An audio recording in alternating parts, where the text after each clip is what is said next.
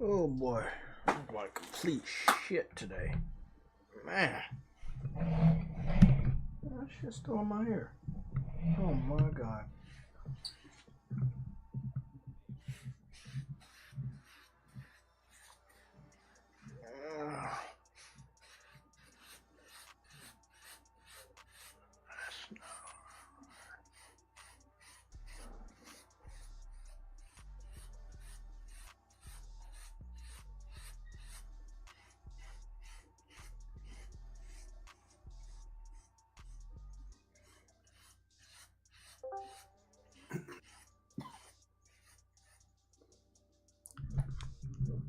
Oh, there's something wrong. I've done something wrong.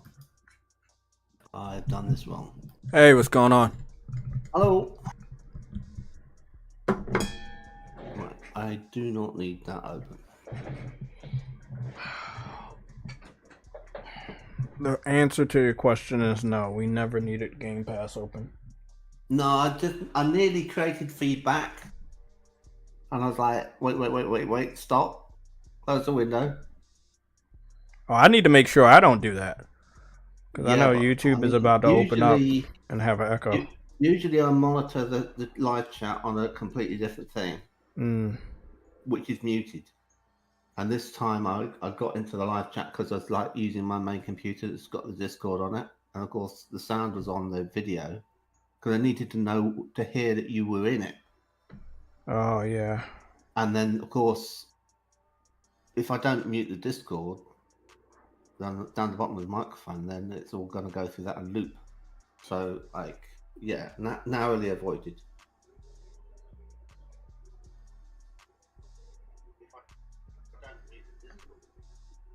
That's what I was looking for, the echo. Okay. I'm pretty impressed, I've got to say, with this Hellblade. I haven't played it, but I've been watching people. I'm not going to spoil it in any way, but I'm pretty impressed. The game is 5 hours long. I think it's perfectly all right for you to spoil it. I'm talking about the performance capture. Obviously. It's the best I've seen in any game ever. Now, that cannot make a game alone, right? And so the rest of it is kind of pretty much weak. There's too much walking around, the puzzles are rubbish, it drags in the middle, and the combat is kind of leaden, right? And it does this weird thing where it kind of like moves from scene to scene in a way where it's kind of narratively incoherent, which will become apparent if you have a playthrough of it or you watch someone play through it. We're gonna do all of that. We're gonna run through the stream though, because I'm late as shit. Because the scene was like going somewhere, and then it's just like suddenly you're somewhere else, and it's just like, was this abridged? Was this a project that was like going to be bigger? And then they were like, no, we can't make this bit that joins that scene to that scene, so we just won't bother. We'll go into a close-up, then we'll pull out the close-up with the person in a different location. And it's just like, well, how did you get here? What happened to resolve the end of the last scene? It's not good. It's not good storytelling. So I mean, it gets an 82 on Metacritic, but I don't really rate Metacritic. Is it an 82 now? It's an 82 right now. Are you sure? Bro, well, you might be right. That must mean a couple of Xbox websites have boosted it. It's been at an 81 all day. More than what they usually get, which is like a 60. I think it's like a 70, 75. Let me go see something. Right? So that's what I would give it. I mean, it's the best game they've had in ages. Right? It's better than Forza Motorsport. It's way. It's double as good as Starfield. We're gonna run through a lot of this. I think they can be pleased with this, even if they don't make any more. Yeah. And I think that's you know, it doesn't look like they're going to make any more, but anyway. So yeah, I think. And people are playing it. You know, Dr. Disrespect is streaming it right now, so it's getting it a lot of exposure. Although he was struggled with device drivers for the first hour on Windows 11, he couldn't get it to run. I thought, this does not look good. Dr. Disrespect streamed it today? Yeah, he was streaming it as of now. And do you think it's paid partnership? Because I didn't think that was his type. So, yeah. You do? I think so. I imagine that he's been. Yeah, because I didn't think that was his type. No, it's not. No, yeah, I could see him playing like a God of War. Well, he was in a fight with someone who was breathing fire from a flame. He had fuel, and he was ingested it and then spewed it out with a torch that made it light. She was quite a good enemy to have as a change for someone with a sword, and he didn't seem to know what to do. And he was I was thinking dodge. You need to dodge it when the flamethrower comes at you, you know? So he's not the best at that kind of genre of game. But he was he learnt, you know. He didn't take too many failures, but he did kill him. And I was a bit surprised. I thought he'd be better than that. But it's really not his game. I mean, his game is Warzone, you know? So, or he'll play Valorant or something like that.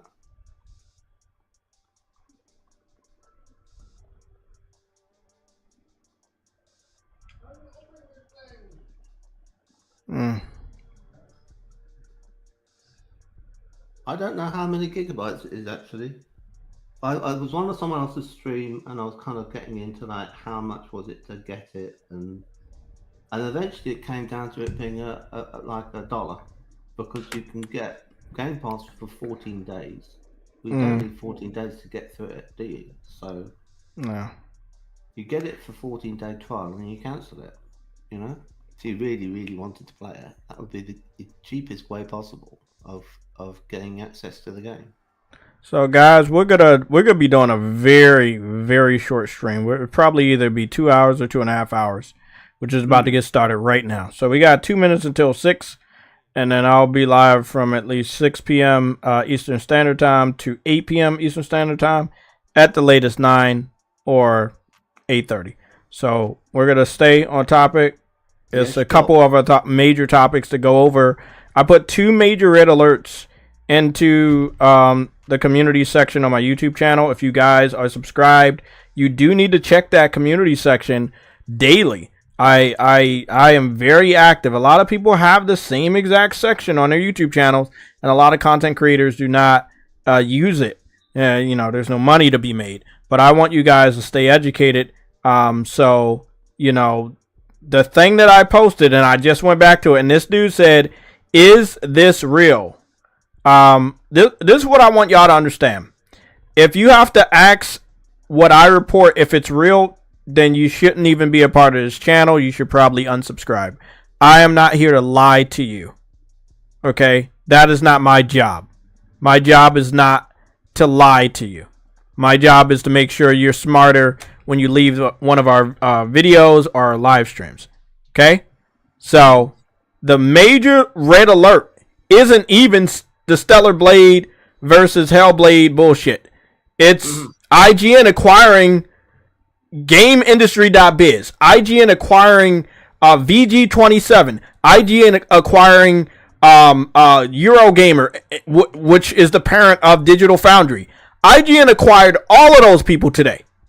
It is fucking crazy. That's crazy. And that's really bad. This show about to be fucking this show about to be crazy. I missed the round table, but I wish that he would have waited to do a round table, because if he would have just waited until at least this weekend or whatever, maybe Saturday, and I would have loved to be there, because there's a lot to go over. And I don't. He said he was going to do another one this Saturday. Okay, well, you know what? I'm gonna hit him up.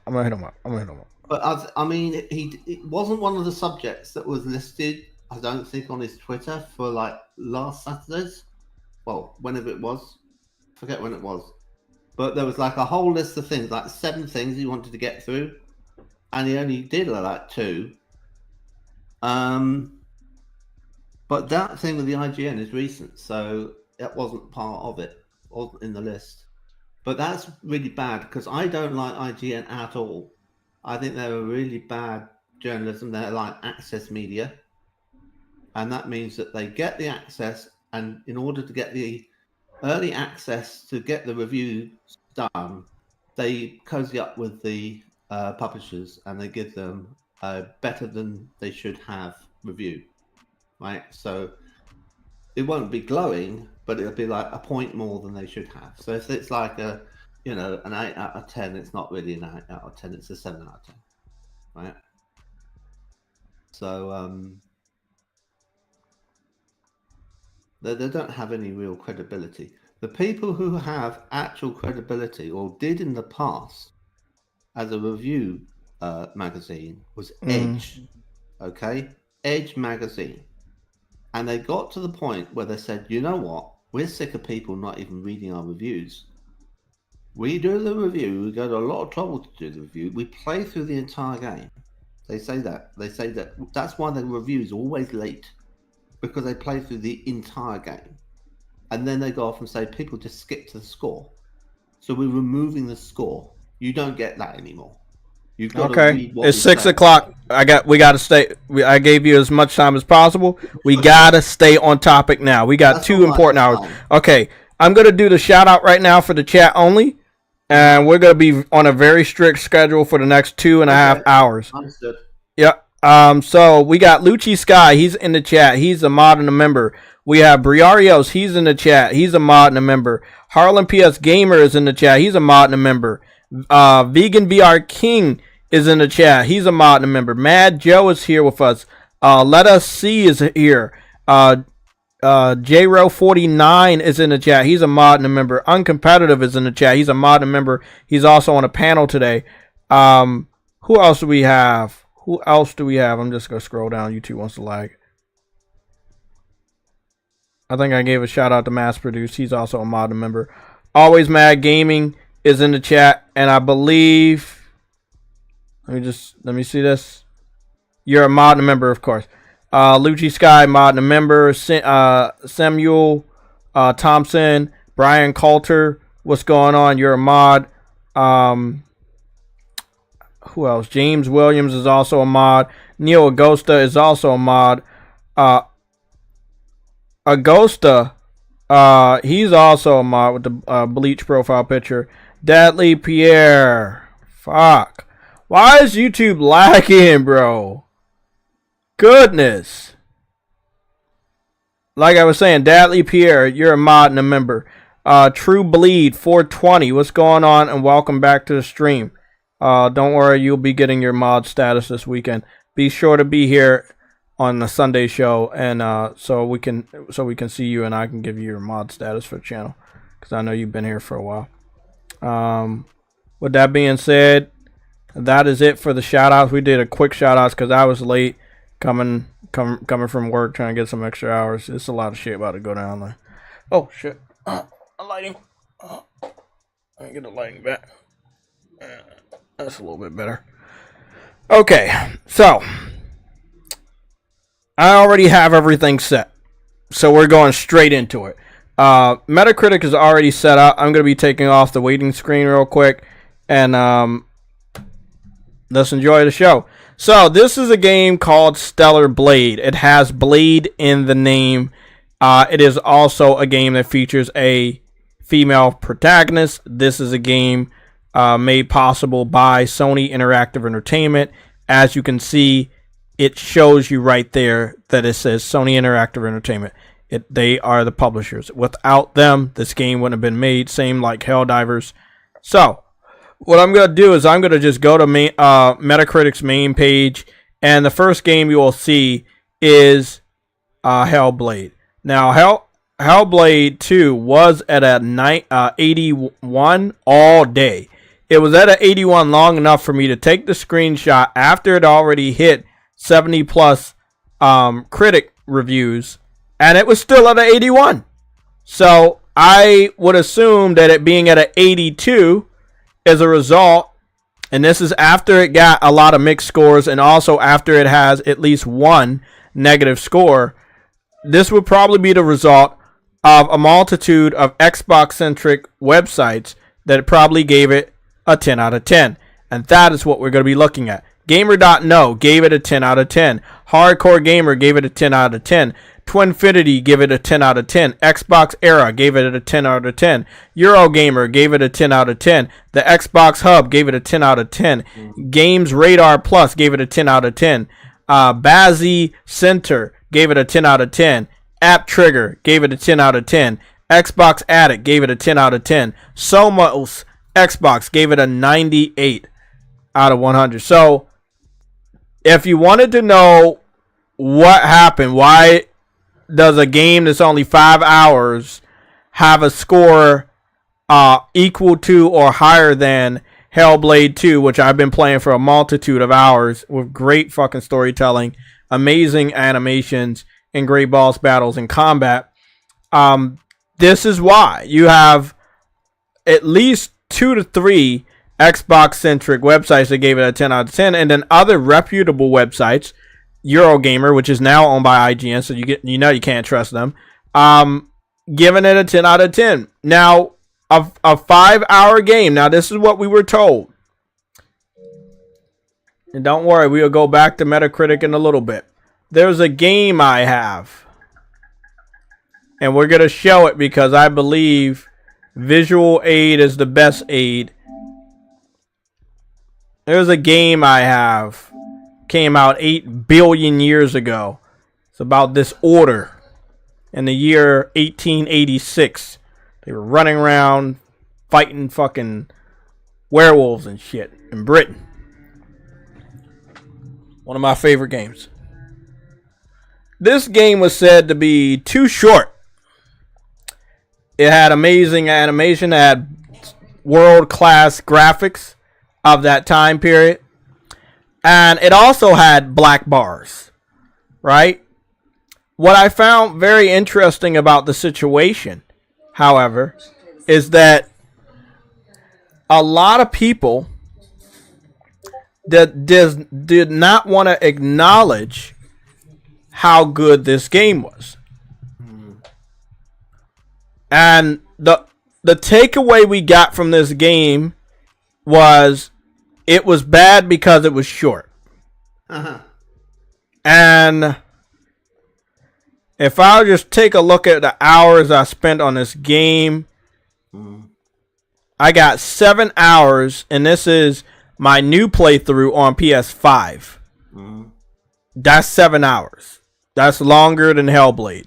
My original playtime for the game may be longer than that, so I gotta go check my profile.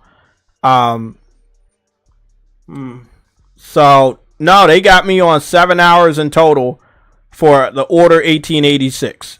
That's what they got me down. I know I spent more time on that, but they reset my time. So that's how much I got on my playthrough on the PS5.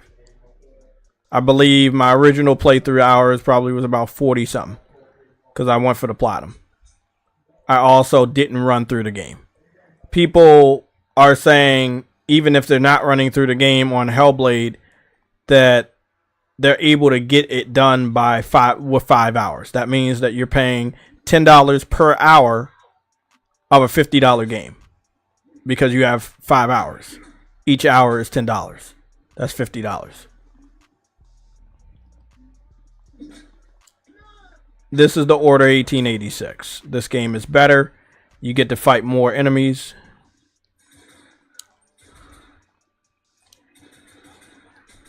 And I still can't shoot.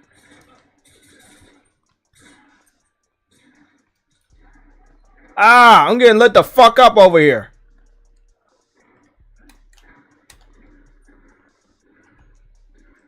Get up. Fight these fucking Xbots. Yeah, I got killed. I'm not good with the button commands. Plus, I just left work. Come on, you motherfucker. Okay, I'm gonna do this shit again. I'm gonna fucking strangle your dumb ass. I'm gonna go get the other dude.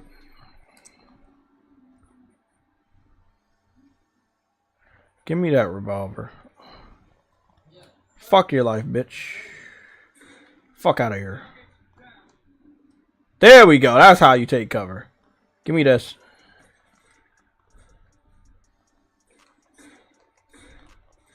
Shot you in the balls. Headshot in the back of Rambo.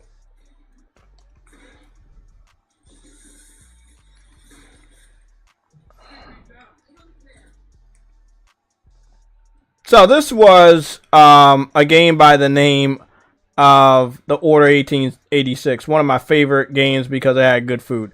And a lot of people are like, what are you talking about, Jay? Yes, I love food in video games. And when you do good on food and other lifelike stuff, it brings a smile to my face.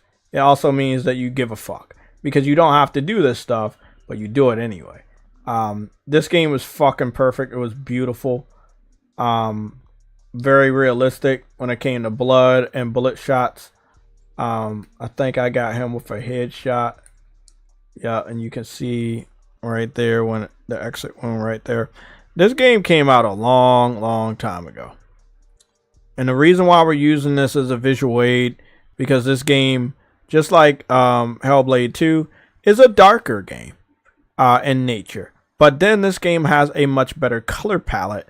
And this was released on PS4, not PS5. It doesn't have Unreal Engine 5 on it, and it still looks better than Hellblade. Like I said, the color palette is good, and yeah, there are many instances where this game is very gray and dark, and there are other instances where the game is very bright and colorful. The black bars and what is rumored to be the narrative around this game that it was bad because it was short. Well, take some pictures of that food because the food looks good.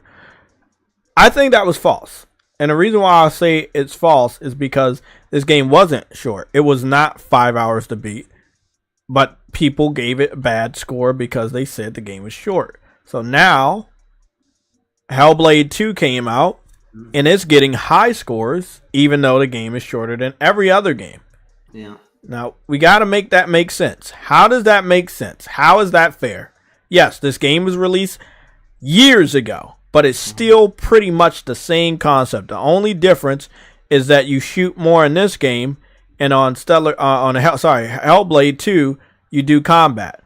I will also add that you're only doing one-on-one combat on Hellblade 2, which is confirmed now in all reviews. You only do 1v1 combat. On this game, you can fight multiple enemies at a single time in a single area. So I stand by my insult that game is a glorified tech demo. It's a $50 glorified tech demo. And if this game was too short, which it wasn't, and that's the reason why it got bad reviews, then I feel like Hellblade 2 should have horrible fucking reviews. I think you can get Hellblade 2 for $25 on the PC.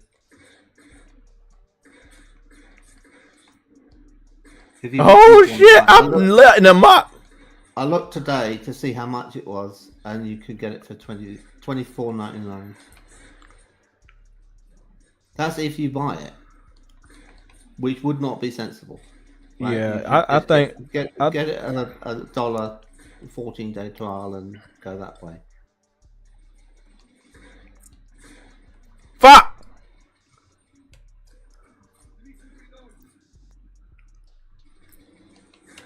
Headshot. But even if you get a month of Game Pass, I broke it down and it works out at roughly the same cost as a movie when it's like a matinee. So bro, did you see that? Did you see the tickets for? I saw the tickets for Wolverine Deadpool. They were like $26. I was like, bro, what the fuck? For me, if I go to a matinee, right, it's so cheap. It's like £10.50.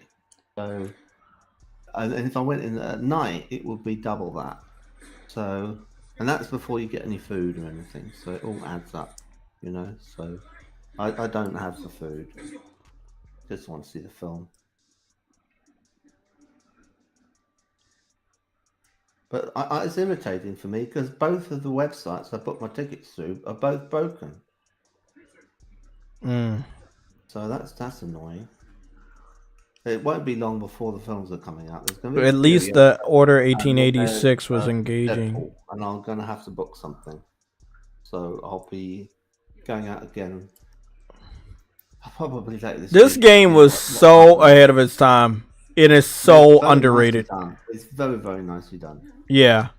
Like, I think that the voice acting, the charm, the relationships, the conversations, this game was perfect in every sense of the word, even back then. And it was ahead of its time because there were lots of games out, but nothing looked as good as this. No, nothing. I've reinstalled this on my PlayStation. I don't think I ever had to reinstall it on PS4 because of my external, and I just transferred everything, to the external. Was because I need something to play other than Modern Warfare because I stopped playing that now.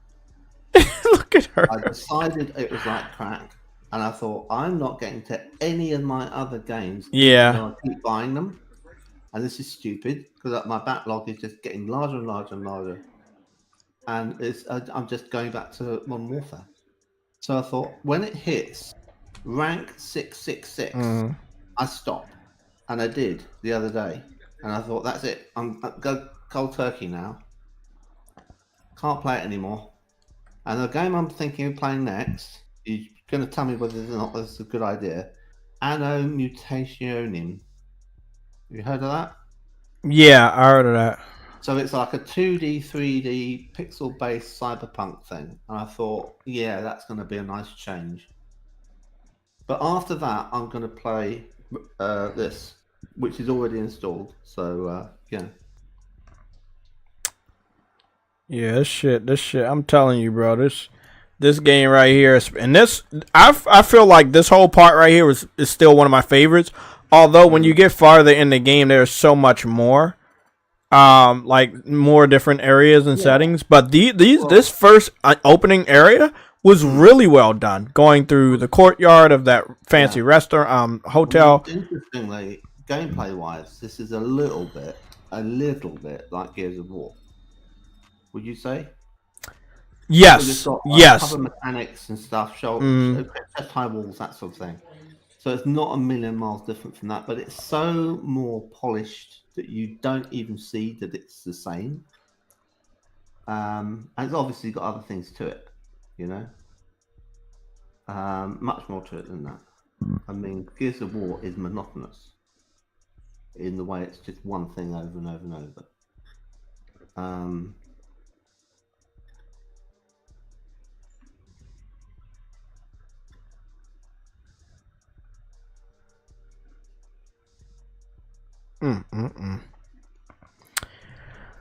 Guys, this is the Order 1886, and what is really interesting about what he just said, there is a bicycle to my left. I've never seen this before ever in all of my fucking life.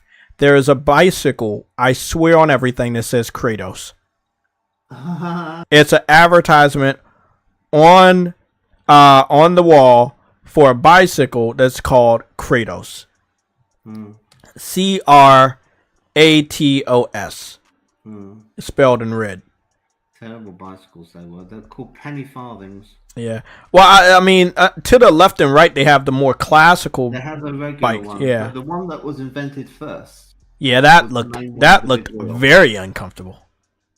Well, it's very easy to fall off and hurt yourself. But people managed it and were riding around on them, And then they came out with the ones that had two things, and it had to have the chain between the wheels and everything, and it was a big innovation in that, and they haven't changed the design much for the bicycle since,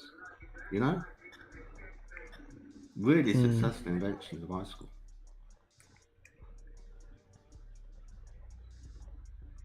Like this whole subway scene, this looked just so beautiful. Flame and lighting around it's terrific. I'm telling you, bro, it is so sad that people listened to the reviewers of this game and got scared away from buying it. And it's not the first game that PlayStation has released where the reviewers dictated if certain PlayStation gamers were going to support the game or not. Yes, people shouldn't listen to reviewers. You see, are you looking at what I'm looking at? Like how you can see right now, that the cops are on the other side investigating. It's like, it's the realism. It's the details for me. And I feel like if you were a reviewer and you ran through this game to make it seem like it was short, you missed everything.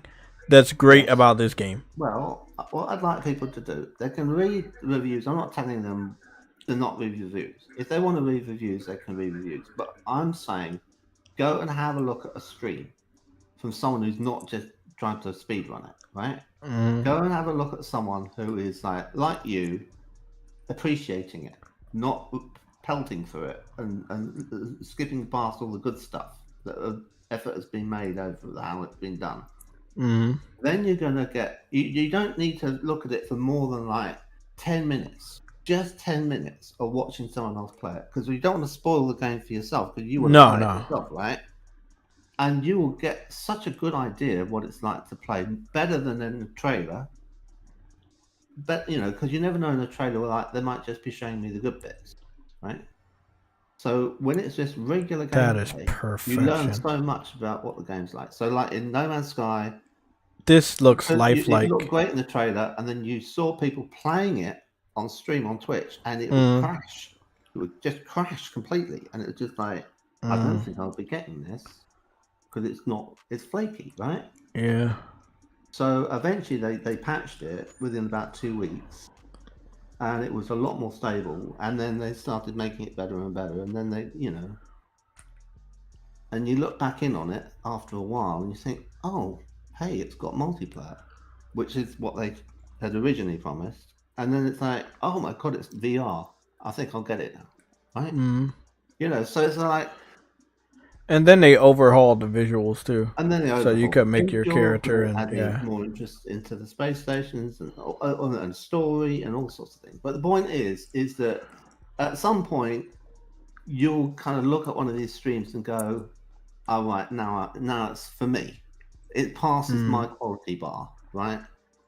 Whereas the original review that came out when it first, you know, launched would be like saying, "Don't get it." Will they go back and re-review it with every update? No. So you're still better off looking at Twitch or YouTube or whatever. Oh, I didn't know I forgot all about this part. And again, like most people are like, oh, it was linear, it was this, you couldn't do this, you couldn't traverse. So like I just time and time again you could tell that people weren't playing this game. That's right, it's this, you know, yeah. There's none of that in Gears of War, is there? There's no, I don't think so. It would help it a lot if there was. I suppose they're all a bit heavy, aren't they? With all the armor they can. Yeah. They wouldn't be able to hang off things. We had something special and we had something special and we couldn't keep it because people was afraid. Because people were afraid of reviews, they didn't buy the game. Oh shit, I remember this. Yeah, I remember this. Well, people are prejudiced against short games, partly because of the cost of the game. And, well... I think that people would spend $50 on this rather than $50 on fucking... on a phone, don't they? You say what? They turn around and spend a load of money without hesitation on a phone. On a cell phone, yeah. Yeah. Now my phone, which I do like. Ah, you little bitch. She fucking. It was £1,000, and it's like, why? Why is it that much money? And it's not like it's insured or in case I drop it or anything. Because I just think, what's the point in having it nice and thin and everything? And then, put a rubber case all. How do I kill this piece of shit? Ah, so fuck! He did it again, you little fucking bitch. The previous phone I had, I dropped Come on back here. Come on back here, you little fucker. And broke it. But that only cost me 100. And I got it from China. And it was overheating. The battery had something wrong with it, and it was overheating anyway, so it's probably just as well. It felt fucking little bastard. It might have exploded in my pocket.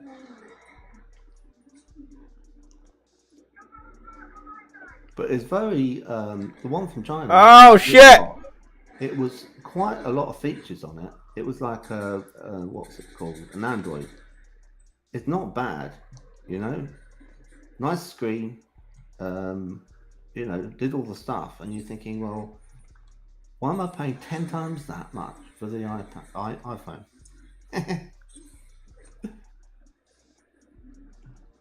crazy.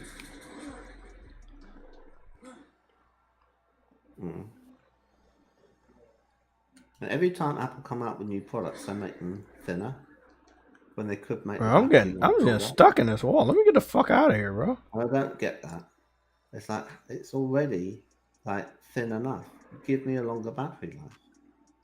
There you go. I can't see him.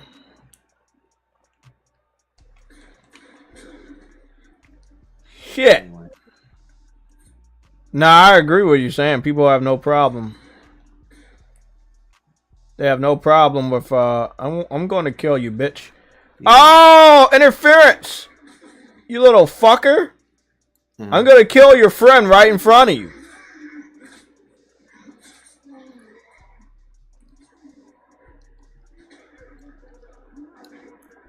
No! I was pushing X, you little fucker.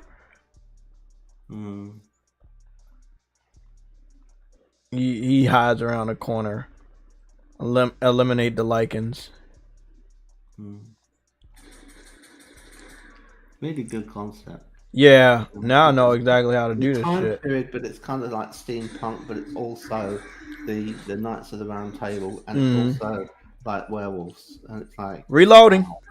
Someone was having the perfect brainstorming session with a whiteboard that day.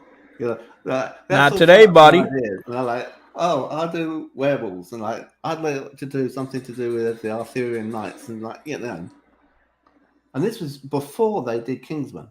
Yeah, bro, right? And you know what? It's like, I loved Kingsman. Kingsman was fucking perfect. Like a prequel to Kingsman in the Kingsman universe, because they've already done one, which was Rasputin. I'm gonna fucking kill you, buddy. They could go back further to the Victorian era, and they could go off and do this, and they could have the Kingsman in the Order, and fighting werewolves. And the reason there aren't any werewolves now, there you go. That's 3. That's 3. Oh, that's the one that got away. Suggesting that rather than adapting the game, the Order 1886, right? Because it has an IP and it has a brand identity, and people go to the things that they already know the brand of. So if they say Kingsman, then they go and see the movie, right? Mass produce. That's what JayTech does. JayTech does that shit all the time. The reason why I'm showing you this, and it's a really good reason, is so. Oh shit. The reason why I'm showing you this is because a lot of people said this game was short, and because it was short, it was bad. Yeah, but this game was longer than Hellblade, and it was better than Hellblade. Well, look, we've got no prejudice against games that are short. Oh, That's no. the first thing, right? If a game's short, but it's of good quality, it's got a good story and good action in the actual gameplay, that's fine, right? And if there's too much money, right? And it ought to be a bit less money if it's short. But if it's too much money, that's fine. Don't get it, right? Or wait for a sale or something, right? I mean, this is a campaign. It's got no multiplayer. So got him. There's nothing that you're missing out on by waiting for a sale, right? So now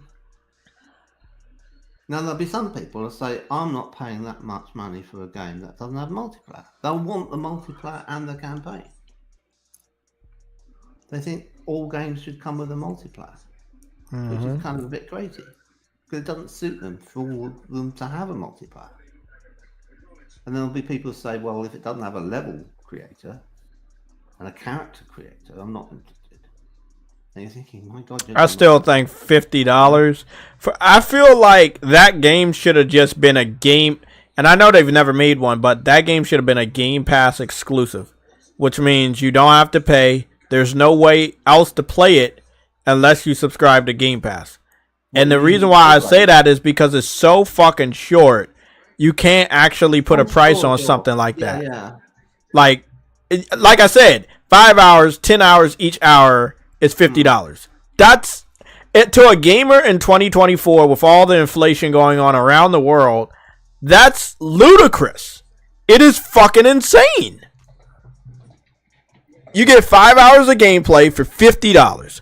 $10 each hour for 5 hours. It doesn't add up, bro. Well, I mean, I spent $70 on Stellar Blade, and I think I'm getting around to the 70-hour mark. But even before the 70-hour mark, the game had already paid for itself with the amount of quality that we've, I've been able to experience. Yeah. Well, I went to the website and I clicked on the button to buy it, and John Cena appeared and said, "Are you sure about that?"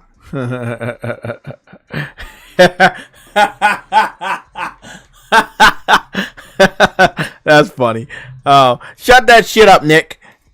You and that bullshit. Not today.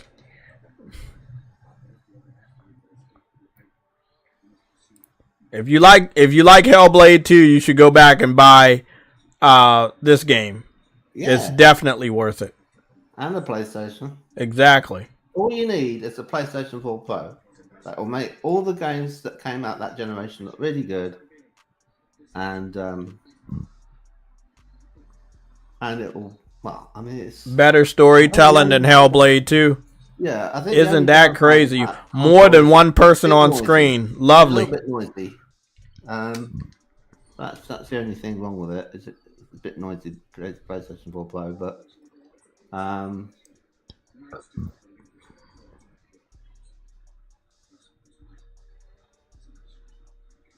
in the games where it made a difference to have the Pro, it really made a difference, right? So, I should think a PS4 Pro is quite cheap now. A round table. This game had so much potential for a future series. And again, Sony was like, you guys don't want to buy our game and they want to shit on it with the reviews, you will never get another one. That's Sony right. So and I hope PlayStation community remembers, Sony doesn't fuck with you. They don't. If you let any of their fucking money go to waste, they will never give you another game. Ever. They hold grudges. They hold grudges. Yeah. You guys got afraid because IGN gave this game a bad score, and you got scared, and you didn't buy the game, and Sony said, oh, really? We're not going to work with that studio no more, and we're not going to make any more of these games because, speaking with your wallet, you told Sony you don't like this game. Yeah, but do you not realize, all these people, do you not realize that IGN favor Microsoft? Very much so. Okay, they're quite well disposed to Nintendo, so it's not super obvious that they're doing it. Mm. And they don't trash Sony games so much that it's like super obvious that they have a bias, but they have a bias. And they're a bit like Digital Foundry in that way. Digital Foundry don't completely bias themselves to wreck their credibility, but they almost do. They do it more than IGN. You know, they'll look at the same game that's on both consoles, and they'll try and pick holes in the one on the Sony, and then they'll try and talk up the one on the Microsoft system. You're thinking, what are you doing? It's the same game, and actually, it is better on the Sony. Mm. Right? But they found something about it, like they'll talk about kind of what is it they'll talk about? They'll talk about kind of texture anti-aliasing or something. And I say, oh, it's not on this and it's not on the other, and it's got checkerboarding on the Sony, but it's not on the other one. And it's like, who cares? I can't tell the difference, or I think the Sony one looks better, or it's got a better frame rate or something, right?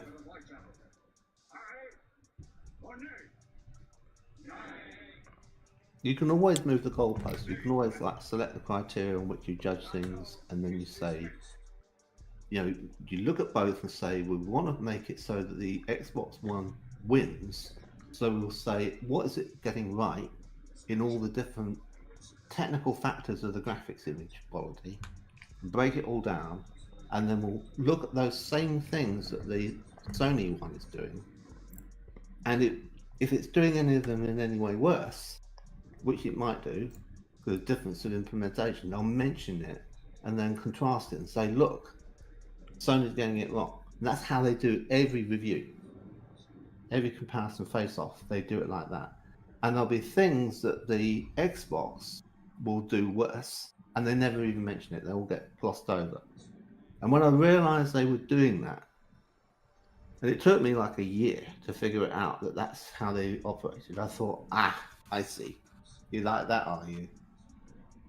They're not in remotely objective or even-handed. All I'm gonna say right now is, when I see this, I think of God of War, just like what you said. I think of this and I see God of War, and the reason why I see God of War is because the level of detail, the level of passion, that they put in the visuals of this game, the history, the lore, that is similar to history and lore that we know of Knights of the Round Table, and I just feel like this was a very special game, and it was treated very unfairly. Yeah. And I think that if, the journalists are going to trust us, they should go back, play this game, and apologize. There's another thing. When you were just moving around the table then, the way the camera moved closer to you by your shoulder and turned into you to your face. Oh, yeah. It does that in God of War. Yeah, it does. It's not just a chase camera that's at a fixed distance. Mm-hmm. Right? So it was like, it was more cinematic and it was smooth. And it was just like really nice, really nicely polished. And a lot of games don't bother and have all that going for them. I'm going to get off this game before I actually play it all the way through. And the reason why, because it's actually really good.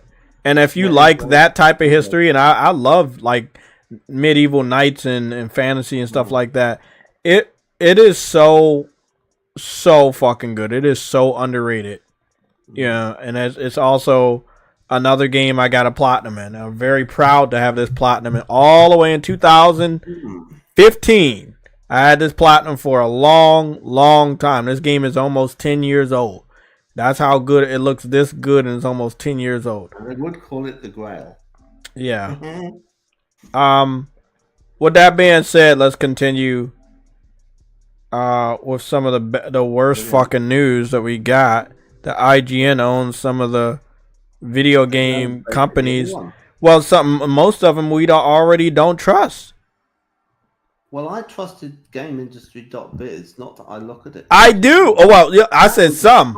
GameIndustry.biz is my favorite. It's basically the last one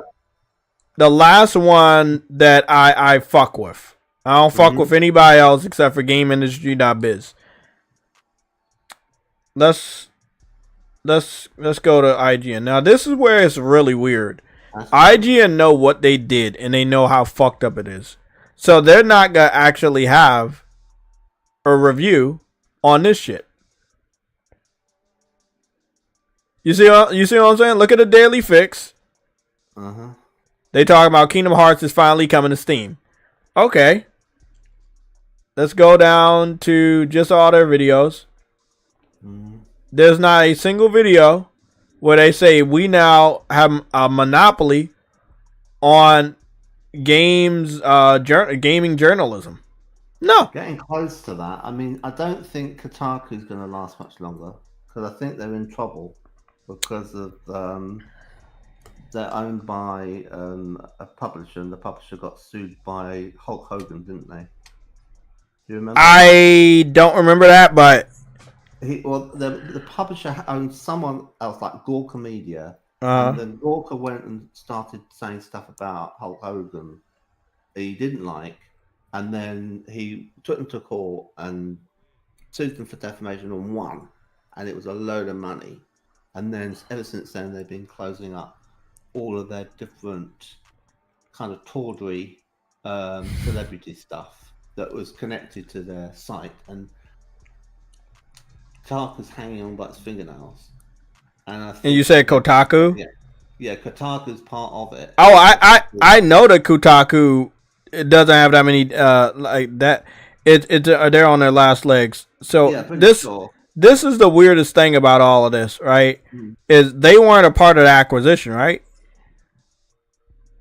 If I'm not mistaken, they're not a part of the acquisition. They wouldn't want to buy them. They're yeah. It was. You want to know why? Because they're not worth shit. Yeah, they're not worth anything.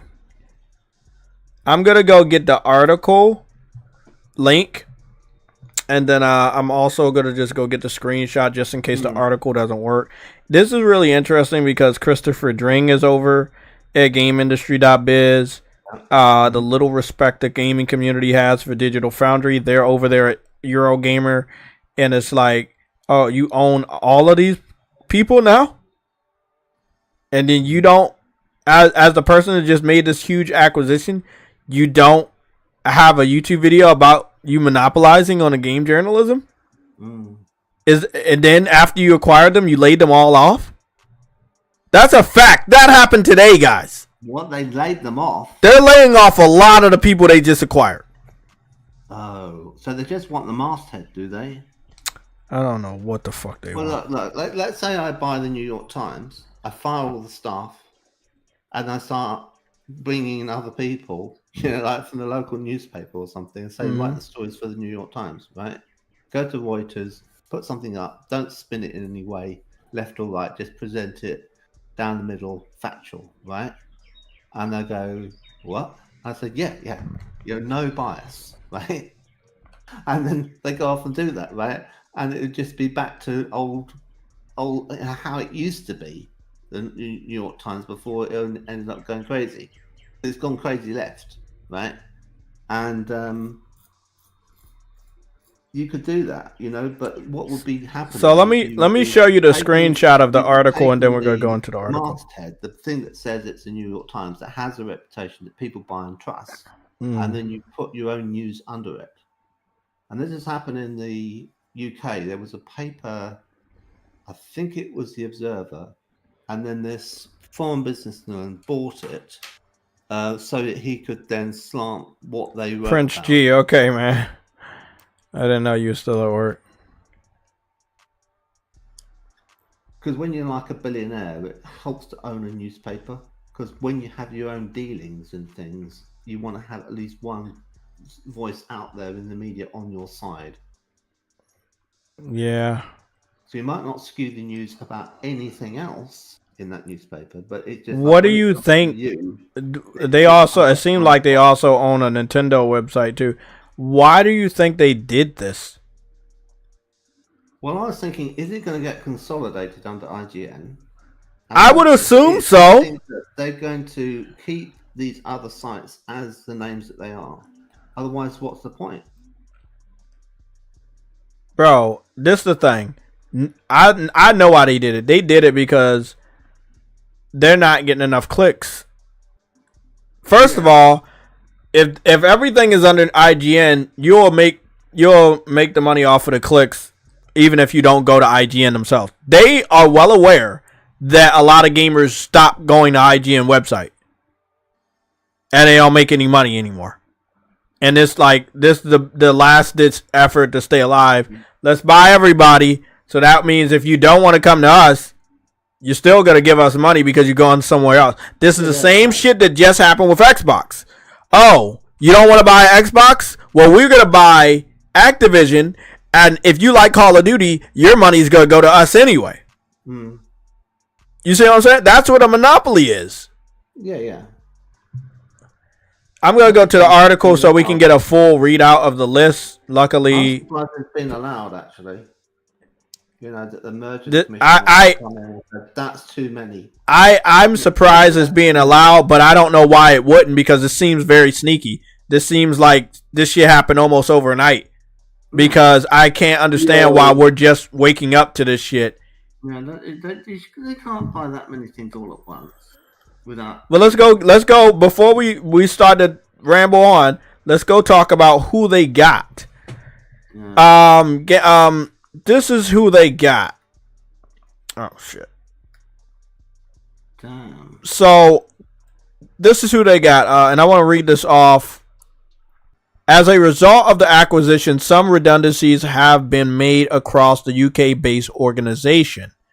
Gamer Network's publications are GameIndustry.biz, Eurogamer, including 6 local language editions, Rock Paper Shotgun, VG 24/7, and Dicebreaker. The business also holds shares in Outside Xbox, Digital Foundry, and Hookshot, which operates Nintendo Life, Push Square, Pure Xbox, and Time Extension. So IGN literally has a monopoly on websites that relate to Nintendo, websites that relate to PlayStation, which is Push Square, websites that relate to Xbox, which is called Outside Xbox, and Pure Xbox, which makes reviews. And then it says IGN Entertainment is the division of Ziff Davis that includes IGN, Map Genie, How Long to Beat, and Humble Bundle. It has acquired the websites from PAX and New York Comic Con organizer Reed Pop, which initially brought the Gamer Network business in 2018. Not included in the sale are UK-based events. I can't read that one. What's that one? EGX or MCM, or the Digital Brown Popverse, which remain Reed Pop. Mm-hmm. So all I'm gonna say is they own a lot of shit, and I believe it's all about what gamers literally do to IGN all the time. Don't pay them no attention. And this is what happened with Xbox. We didn't pay them any attention, and we stopped buying their consoles. And they were like, how the fuck are we going to get your attention? Well, buy people that you like and force you to give us your money. Even if you don't want to give it to us directly, let's say you like Call of Duty. Well, you buy Call of Duty on your PlayStation. Haha, you're giving us your money.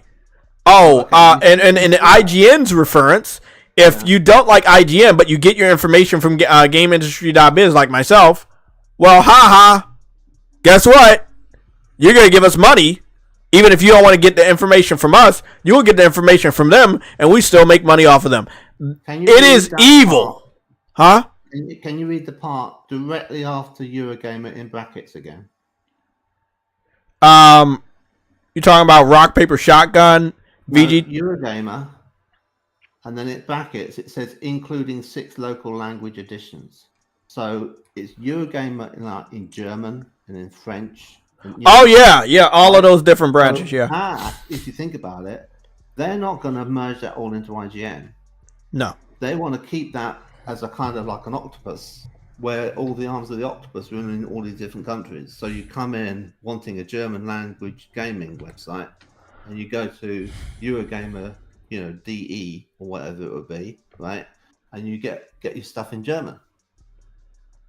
That's what it's all about. So that alone, that bracket there, is telling you they're not going to be merging these things under one roof.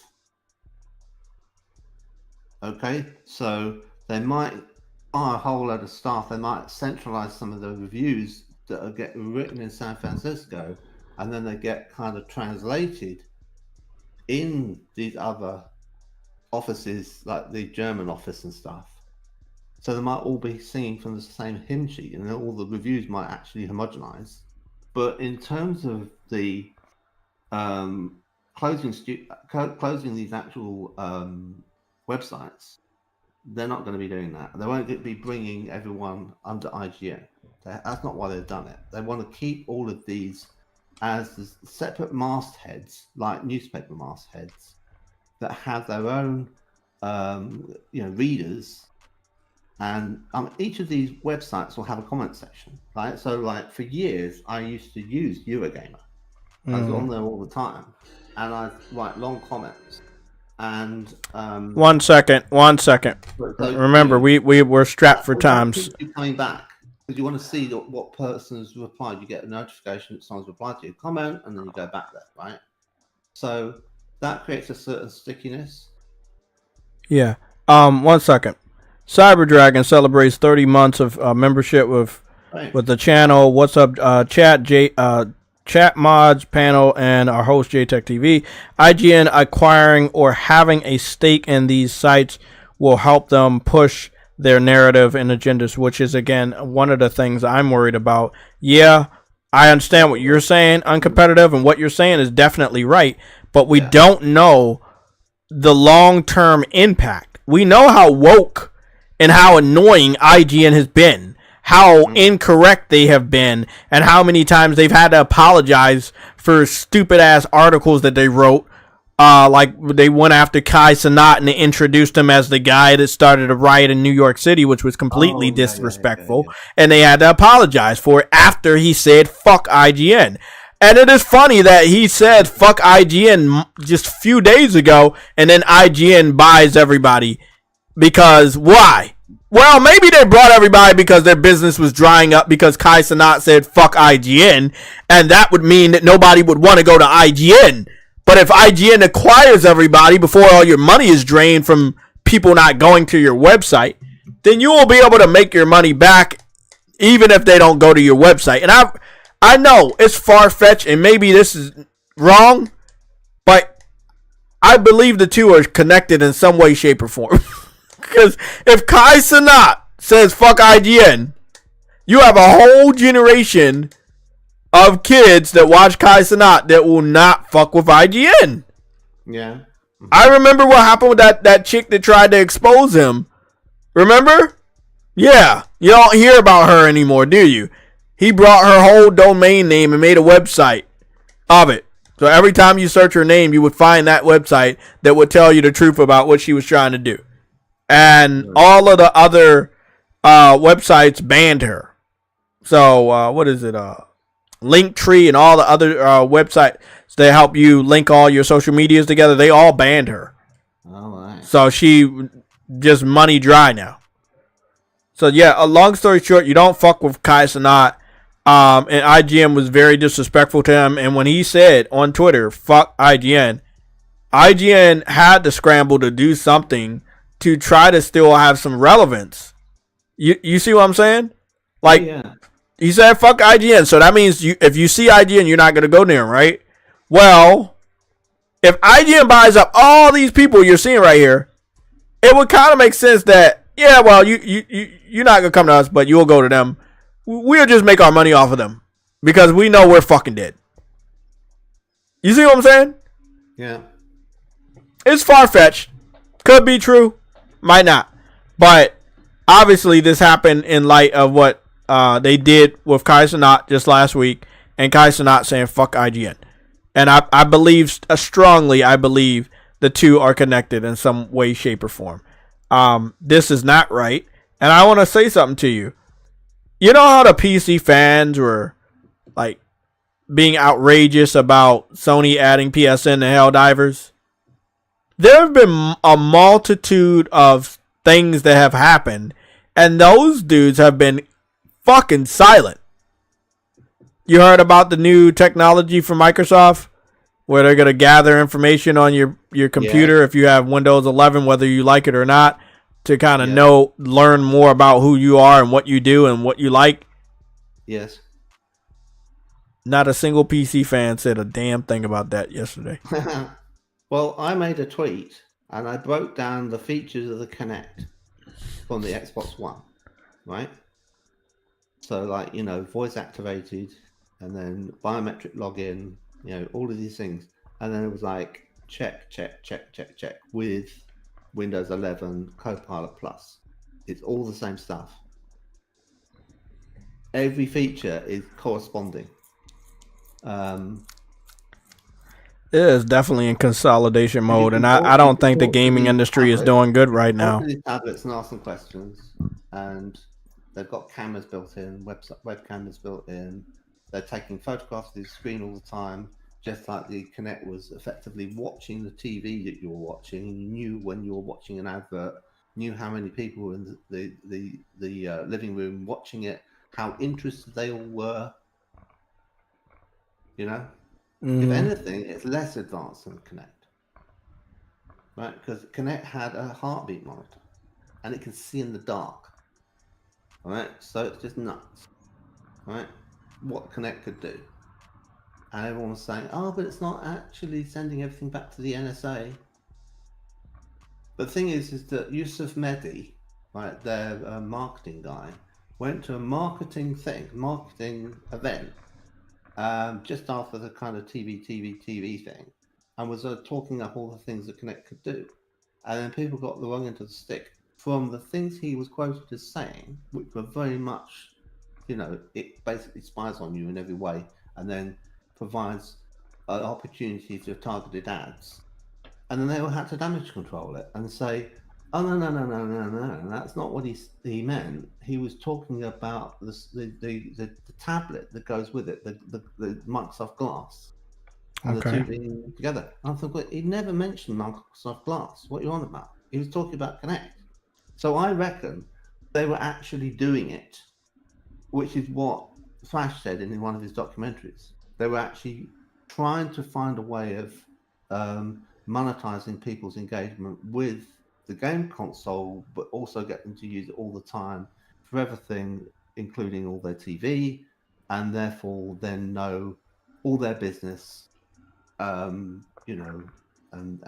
I mean, there's a thing that is in America, and it's been around in America for years, called the Nielsen box. And the way it works is you are asked, "Do you want to have it?" You say, "Yes, all right." And then they go on, plug it into your TV, and then you have a controller. It's like a remote, and you have just put in the controller how many people are in the room at any one time. So if someone leaves, you have to press a button to say, "Now it's now this number of people," because it was that dumb that it couldn't tell how many people were in the room. And then that would be enough information for it to collect, and it would know what channel of the TV station you were watching, right? And it would collect that information, and that will go back to Nielsen, and they would then know from that, like, how many people watch Seinfeld, right? And that gives them the ability to, like, say, "Shall we commission a pilot? From a pilot, will it end up being a series?" Because they have to know how many people watch the pilot and whether or not it's worth making more of that and committing to the financial outlay of a whole series, right? So that was the purpose of the Nielsen box. And the Connect was like, "Hey, we can run rings around this." But that's why it has to be a mandatory bundled in thing. You can't have it be an optional peripheral that you might not have. It has to be there. It has to be there always online. And they try and pass it off and say, "Oh, it's so easy. Could you just walk in the room and say Xbox on?" And then the whole thing, wakes itself up, wakes up your home entertainment system with IR blasting. And then it looks at you and goes, "Oh, I know you," and then puts the tiles up that are specific to you and your gaming experience, because it's got multiple profiles remembered. So it's cool, right? It's cool that it does all that, but you could just pick up the controller and press the X button on it. So you don't need any of it, and it's adding $100 to the cost of the console. So if Microsoft was serious about wanting all this data off everyone, they should have taken on the burden of the cost of the Connect, and then they should have made it so that the price was the same as the PS4, and they might have got away with it. Well, thank you for the history lesson. We got one more hour. Sure. But thanks for letting me say all that. Yeah. But it's Microsoft. They're not that smart, right? Well, they're basically evil. Yeah, they're evil, but just because you're evil don't mean you're smart. That's why, like, when you watch cartoons, you see all the bad guys always getting fucked over and telling their entire fucking plan, and then the hero hears their plan and is able to formulate a counter plan to defeat them because they tell them all the secrets to their plan. And as of right now, I don't see any pushback to what Nadella was talking about with that new technology. The only pushback would be people using Linux, or using an older version of Windows, which is going to, I would assume, they're going to probably try to force us to get 11. Oh, they already are. Yeah. What's happening? I keep getting notifications. Oh, you want to upgrade? You want to upgrade? You want to upgrade? I always tell that shit no. I'm always denying that shit. What happens with Windows 10 right now? They say security update is needed. because like you might get malware. And like now they said, oh, it's going to cost you money if you're going to have a security update. You have to pay us. We no longer really want to support Windows 10, and we're providing a free upgrade to Windows 11. So what's the problem? Upgrade to Windows 11, which has got spyware all the way through it. Mm.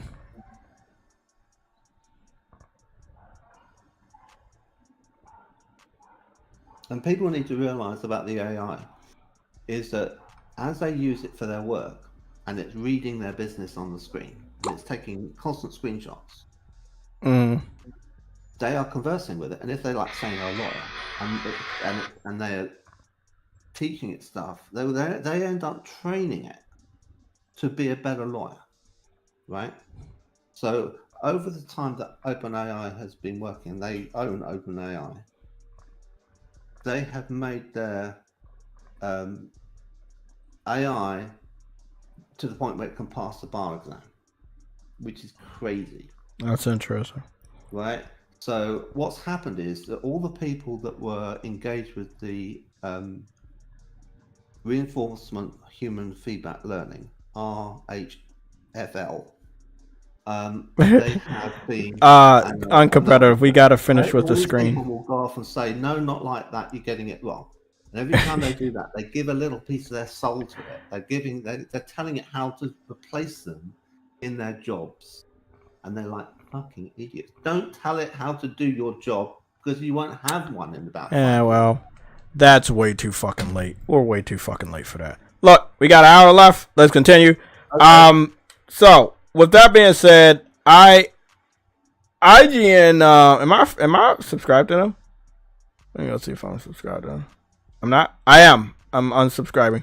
I'll still check in on some of the stuff that they do. Like, I do want to see what a review is.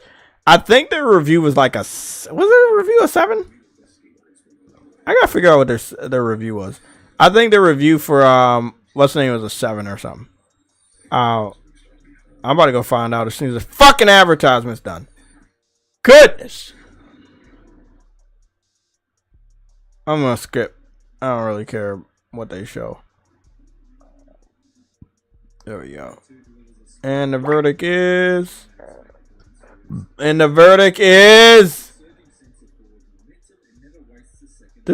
Bro, outside of what people see from her face, this game looks very blurry and it looks very outdated. Is there a reason why it's so blurry? Because remember, we saw it before and I talked about it being blurry. And people were like, well, it's not out yet, blah, blah, blah. It's not out yet. It's still very, very blurry. Is that because the resolution's so low? Yeah, what's up? What's up, Truity? What's up, Truity? CO6 playing it and he's trolling the fucking game so hard, bro. It's not even funny. Knowing six should be able to run through that game in 3 to 4 hours. Maybe shorter. Oh no, he's bored as shit, bro. I'm dead ass serious. 4 might be doable. 4 hours might be doable. Yeah. But he's bored out of his mind, bro. Hey, like, this is Xbox. He's like, push it forward on the thumbstick again. Let me go watch. Let me go see what's sick. Is he lighting torches yet? Because that's supposed to be the worst part. Oh my goodness.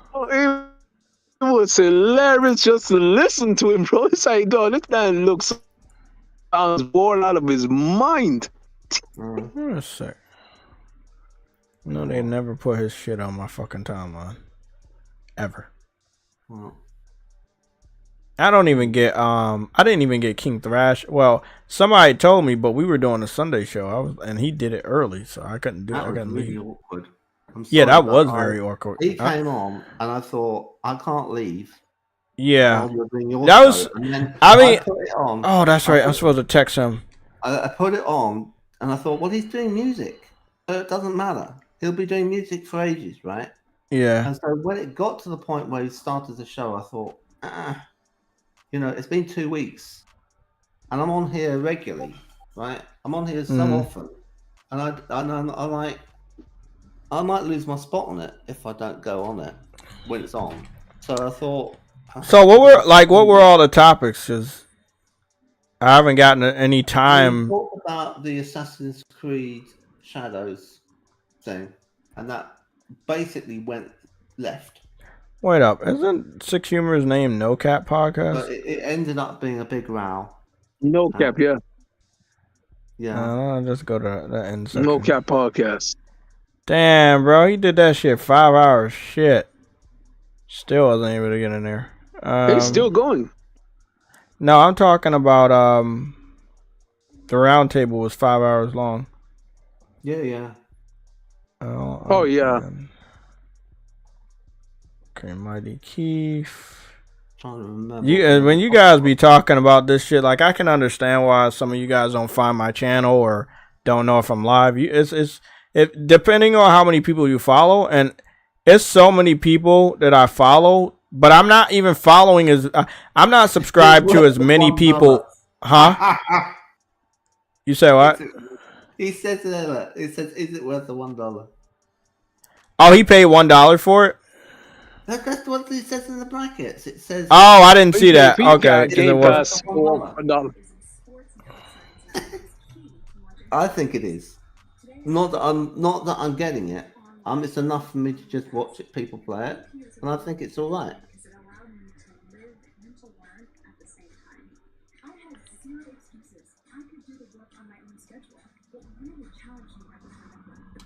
I mean, what I'm doing is I'm comparing it to the standard of other Xbox games, right?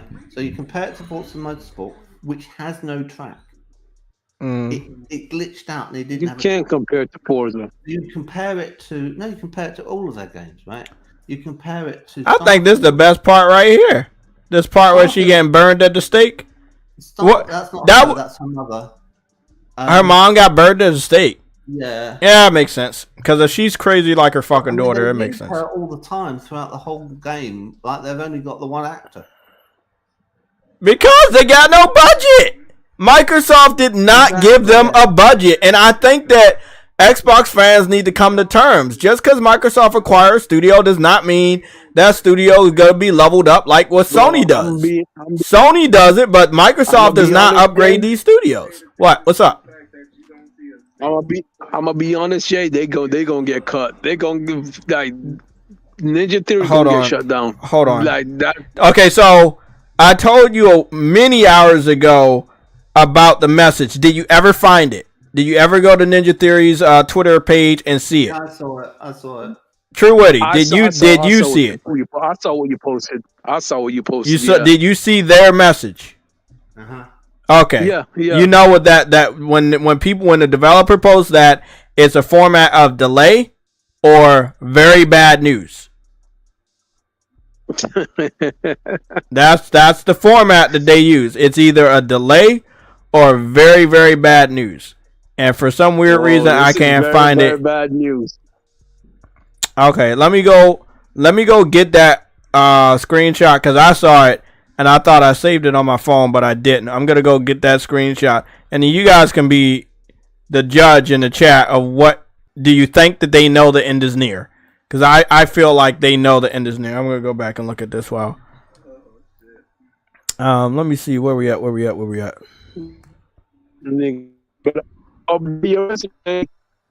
Better update, man. I couldn't hear you. We're breaking up. I think you're roboting. No, I see. You better update your resume. Are you talking about them? No, it'll be too late. But the main guy left already, or got fired, or whatever. Did he leave or did he get fired? He left, yeah. No, he left. He left on his own? And you know what's funny though? Yeah, he left on his own. True, what are you lagging, bro? You're hearing me late. Well, I've looked into it, and just so you know, Dicebreaker is board games. Right, the acquisition by IGN, Dicebreaker is the board game website, and Time Extension is a retro gaming website. So they've covered everything. right? They've got the Push Square, which is Sony. God damn it. They've got the Xbox One. And I don't even have allergies and it's fucking sneezing like shit. And then they've got ones which are multilingual, which is Eurogamer. They're pretty good acquisitions. So guys, this is what they posted. Was this yesterday? Didn't they post this like yesterday? That's it. Yeah. Yeah, this was yesterday what they posted. And you guys know we covered delays multiple years now. We know the format. You know the format. When you see something like this, it is never good news. You are hereby invited to our funeral. Yeah. That when you see something like this, they're delivering some form of bad news. I want to read this off for you guys. So it says, "Hi everyone. As we sit on the eve of the release of Senua's Saga Hellblade 2, I wanted to thank you, our fans, on behalf of everyone here at Ninja Theory. We see you and we hear you when you give us such love and support. Excuse me.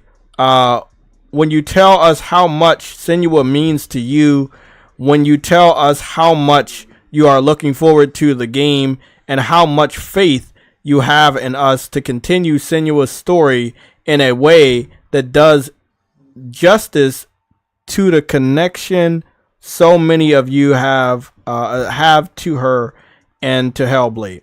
Then they go on to say, "From the very beginning of Senua's Saga Hellblade 2, we have had you in our minds, and I truly hope that when you play the second chapter of Senua's story, you will find that familiar connection once again, and that also so many more people will find their way to Senua in her world too." Now, I just want to go over the first two paragraphs, and the reason why I want to do that is, as far as the first two paragraphs, they're thanking their fans, but majority of their fans are on PlayStation, and PlayStation gamers do not have access to this. So it's a weird thing to say thank you to our fans before the game comes out. Like, why would you say thank you to our fans before the game comes out? You would say that after the game if the game was good. You'd never say that before the game. You say that before the game, it's almost like you're begging people to like it, begging people to give it a good review. Again, most of their fans did not, like, they don't own a platform that plays this. Thank you for subscribing, Mikhail Winter. Thank you for subscribing. Yeah, most of them don't have the Xbox, right? PlayStation gamers don't have Xbox. That's why Xbox is dying. So they're not going to play this game. Xbox fans are not going to buy this game. They're going to play it through Game Pass. They don't make money through that. We now have that as a fact. Developers that put their game on Game Pass are already paid in advance to put their game on Game Pass. They do not make money off of Game Pass through revenue of you playing the game. Why? Because, it's kind of pointless. Like, how do you make money you just playing that game? If there's fucking 200 games on Game Pass, how do they split $1 200 ways? I'll wait. How do you split $1 200 ways? Like I thought, they don't get revenue. The revenue goes back to Microsoft. Okay? Xbox pays them contract fee to put the game in the service, but they do not pay them every time somebody plays the game. And anybody that ever put that idea in your head, if you are even thinking that, erase that thought. Because that is not true, and it was never true. I'm going to go read the last two paragraphs. Making video games is difficult. Much like Senua, we as a team have been guided by the conviction to achieve our quest, to make a game that sinks you deep into Senua's world, and to make you, to take you on a journey that leaves you thinking and feeling. I believe we have achieved our quest, and I hope you will agree. I'm very proud of the game, and very proud of our team, and I'm very proud of you, our fans, who have supported us on this magical journey. Thank you. Yeah, that is like a I can't say that on live stream, can I? No, I can't say that. It's like a note. You know that anime called Death Note? It's like a Death Note. Wink wink. It's like a Death Note. You never see this format from a developer and they deliver good news. I've never seen this exact format ever deliver us good news. You mean a word beginning with S? Yeah, the word beginning. Yeah, it's like an S note, if you know what I mean. Yeah, this is nothing here is screaming good. They're not talking about how good the pre-orders are. They're not talking about how many people have downloaded the game, pre-installed the game. They're not talking about them knowing the reviews are good, because obviously they had no idea. I mean, this is not good. I've never seen this format deliver us good news. I've seen Naughty Dog use this format when they were announcing that they were going to cancel The Last of Us multiplayer.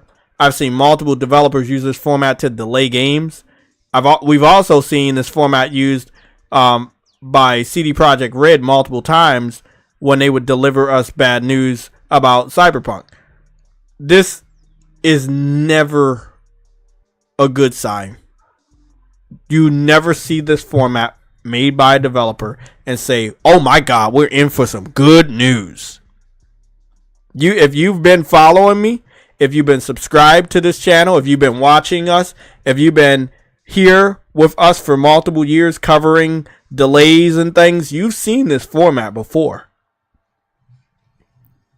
And I'll show you.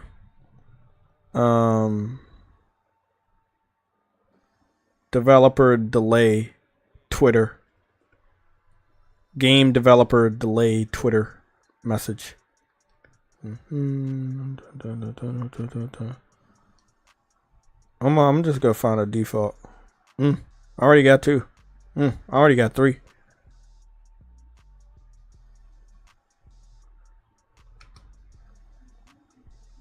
Yeah, I already got 3 screenshots of developers like using this format to deliver bad news.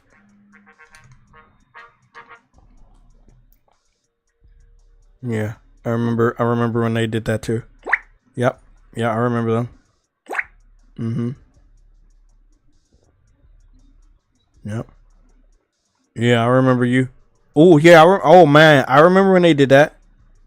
Oh my goodness, I cannot believe, bro. I remember when they did that. Yep, bro, this shit's so crazy. Like some of these developers, I actually remember when they announced these different types of delays. It's so fucking crazy because they all use the same similar format. They always use this format. I think I have enough evidence for you guys.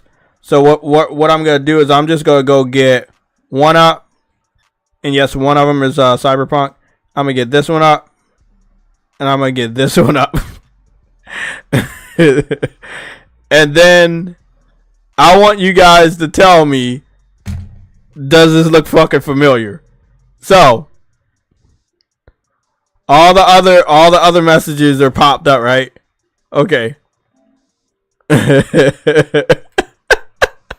Does it not look familiar? Does the format not look familiar? Does the format not look familiar? Bro, I'm letting you fucking know. When you see this format, there is nothing good about to happen. Nothing good about to be announced. This format has been used more than 5 occasions. Yes, I know I'm showing 4 examples, but this format has been used quite a bit, specifically in the last 5 years. Like this has been a very popular format to deliver bad news to gamers.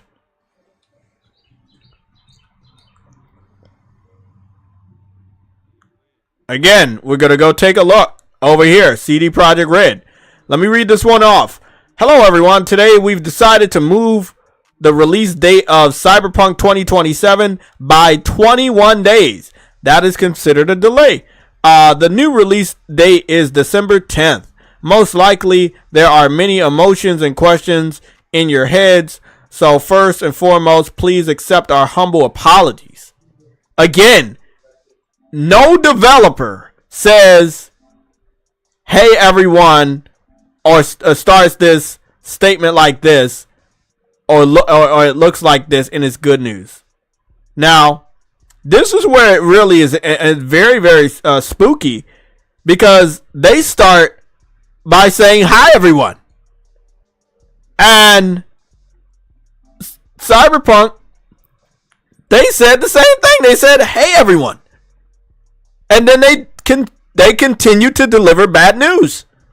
I think the bad news but if you're not smart enough, uncompetitive, what is the bad news? Give it to us straight. Don't give us a long, drawn out explanation. What do you think is about to happen? Well, they're going to close the studio. There you go. This studio knows they're not going to make enough money off this game, and they're going to be shut down next.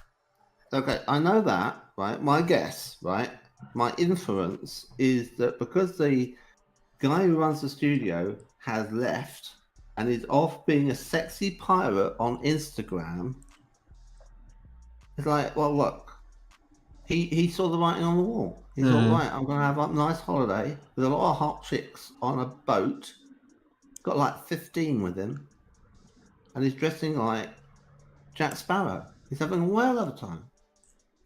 Have you not seen him on Instagram? Yeah, I've seen it. Back to the top. I want to go back to the topic. And Lucci in the chat, he says they just greenlit another project for them. IGN posted. Yeah, but this is the thing. That's the thing. We don't know what the project is, huh? Jez Corden came out and said that.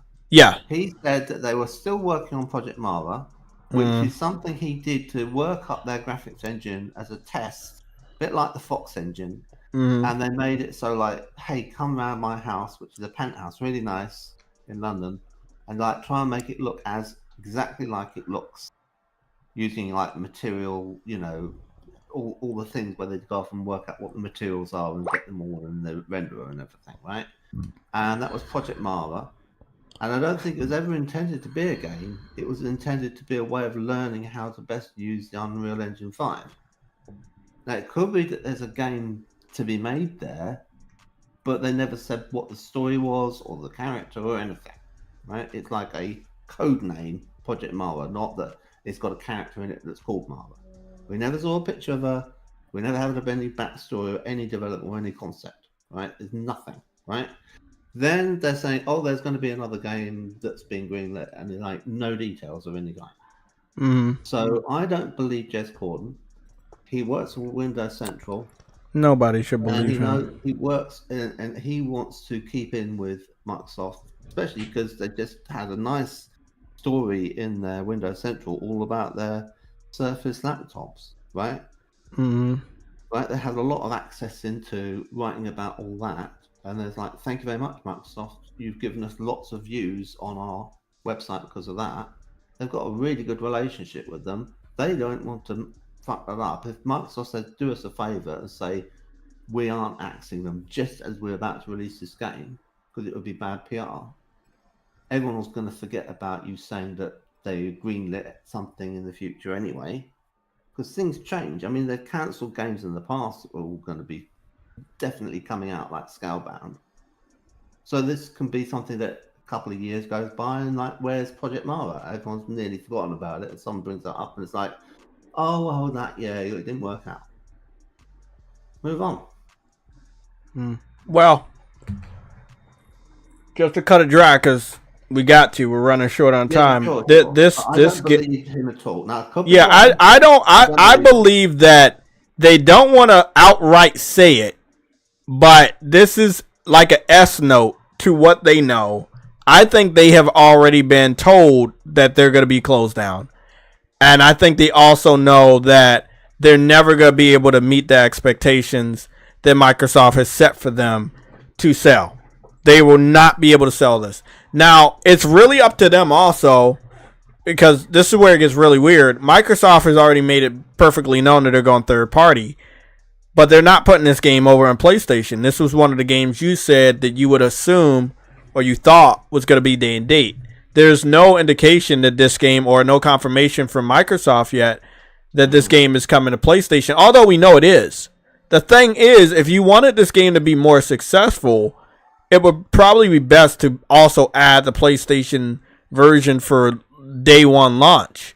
But because you didn't, you're going to depend on the PC community that, in my personal opinion, don't give two fucks about this game, and the Xbox community, which is a fact right now, that they don't buy games. Your game is going to be a financial flop. How many times have I talked to you guys about financial flops? Now, this I'm going to the wrong what's the name? I'm about to go back to Metacritic. The game being a financial flop does not mean it had bad reviews. The game being a financial flop does not mean the game is a bad game or it's a shitty looking game. No, a financial flop means it failed to meet high, medium, and low expectations. Final Fantasy VII Rebirth met some sort of expectations. Maybe not the highest of expectations, but it met some fucking expectations. Because they didn't say, oh, we're disappointed or the game was a flop or whatever. No, they didn't say that. So long story short, Hellblade 2, there is no fucking way it meets even the bare minimum expectations that Microsoft has. And that one of those expectations would be, and hear this, uncompetitive, you're gonna love this, a system seller. I'm gonna die on this hill. I'll take the L. You can come back to me. Trust me, I'm ready to die on this hill with this statement. Microsoft thought that this game would be so big that it would make you, the PlayStation gamer that's listening to me right now, buy an Xbox to play it. Now that the truth is out and the game is 5 hours long or shorter, and it's a bad game, and it has a shitty story, there is no way in hell a PlayStation gamer is going to be dumb enough to buy an Xbox to play this game. I deep down in my heart, I believe that Microsoft believed that this game was going to be some sort of thunder and it could get some people over. And I think in the last 2 years, them seeing multiple exclusives come out on Xbox flopping financially, they understood that this was going to be another financial flop. And it's also because if they had multiple examples of financial flops. Starfield,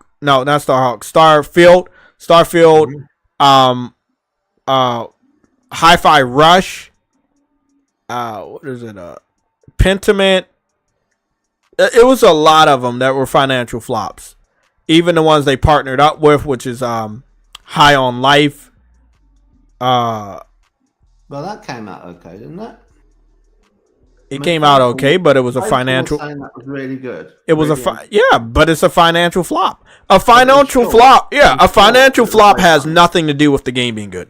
Oh, sure. Yeah, like Order 1886 was a financial flop, but it was a great game. Yeah. I'm planning on picking up High on Life on PlayStation when it drops on price. That game you just mentioned is trending on Twitter. What game? The Order 1886. You gotta be fucking kidding me. Are you fucking kidding me? Fucking weird. It's on doing it on my computer. Hold on. I'll screen grab it and you can see. Yeah. Go check that out. You'll have a different trending to me, right? So this is exactly what I have on my Twitter. Because it's all region specific, isn't it? So is it trending for you or is it trending in the trending section? Well, it says what's happening. Oh, okay. So I was gonna post it here in the. Hold on, let me just go search it. The Order 1886. I'm just gonna go look at the latest. Yeah. I'm gonna look. So gaming trending, and it's and it says. Yeah, a lot of people are talking. Like, yeah, a lot of people are making those comparisons right now. And then what? They're comparing it to the Hellblade review of the. So let me read this one. 65. It got a 65 review. They said this person right here says so many people are comparing Hellblade 2 to the Order 1886, and hilariously, I bought this yesterday. Oh wow. Yeah, I mean it's a comparison because they claim this game was short and they hated it. The other game that now Hellblade 2 comes out, it's short but they love it, and it's worse than Order because it just is. It is very bad. Yeah. The only PlayStation game this can even be compared to is the Order 1886, and that was shit on for the same reasons. Exactly. For it being short. But outside of it being short, it was a really good game. Hellblade 2, I don't think is a really good game. So it says IGN Hellblade 2 8 out of 10, and then back in 2015 IGN Order 1886 65 Metacritic. Whatever that would be on their site, which would be what? I mean, that would be like a 6.5. 6.5, yeah. Yeah.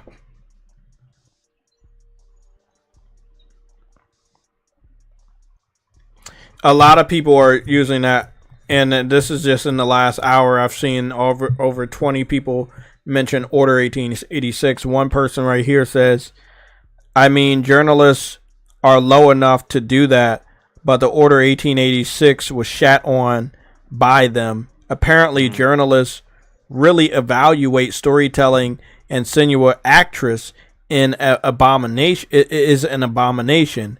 Needless to say, storytelling never belonged to gaming. Journalists and senile fucks equal Hollywood complex. And I agree. If they're looking at like, okay, the actress that does her and they like her and they don't want to make her mad, so they're gonna give it a good score because they don't want her to cry. That's still not right. If the game is bad, you give it a bad score. If the game is short, you give it a bad score because you did it in the past. You did it for PlayStation games. I feel like what's fair is fair. So as of right now, Hellblade 2 is sitting at an 82, and we know it doesn't deserve it. It's still lower than a lot of other games. I gotta go see if it's I think it's on the same level as Helldivers. I hope I'm wrong.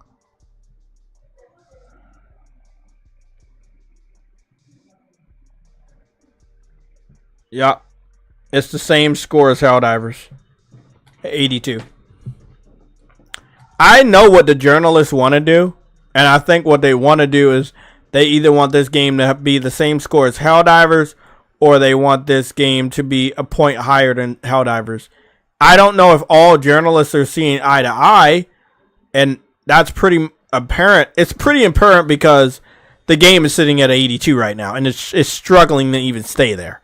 I believe if it gets one more negative score or a couple more mixed scores, it'll drop and stay at an 81 permanently again.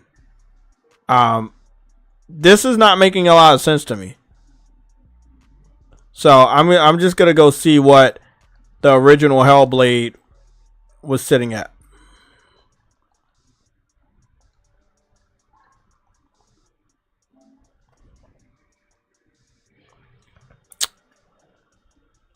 Well, what do you fucking know?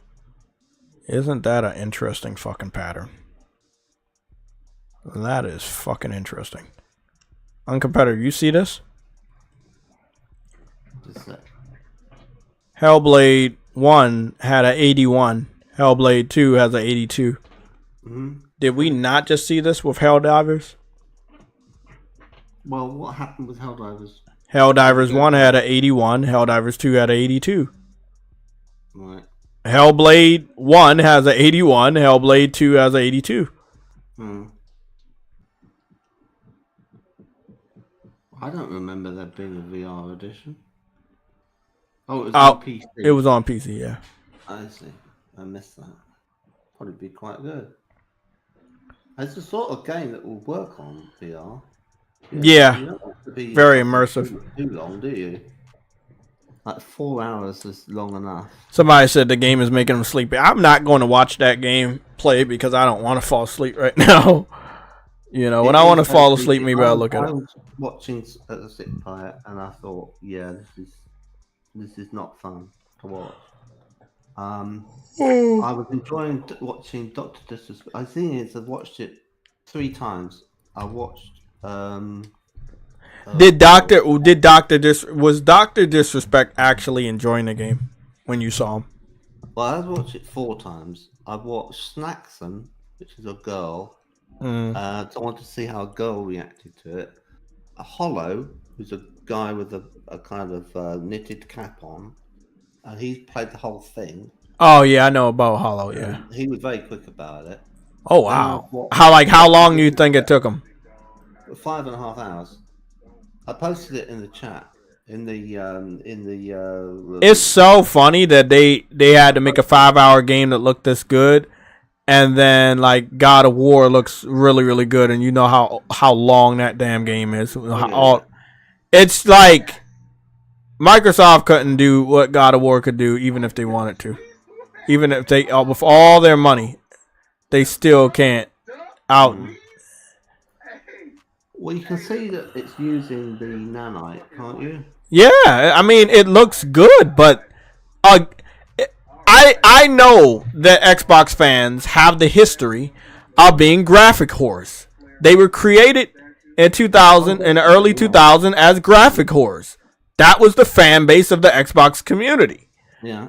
But just a game having good graphics does not mean that it's a good game. No. This is a bad game. It's going to go down in history as a bad game. It consists of multiple elements, and the gameplay should be good, right? Yeah. Otherwise, what's the point? And you can have a game where there's no story, right? Or barely any story, and that's fine. But when you have no game, that's kind of a problem, right? Because, like, why are you playing it? So, ideally, you want 3 things. You want mechanics, dynamics, and aesthetics. And then the aesthetics can involve a narrative with characters. They don't. When you guys talking about Doc, who are you talking about? Dr. Disrespect. I should think he's finished it now. I'll go and check. Oh, okay.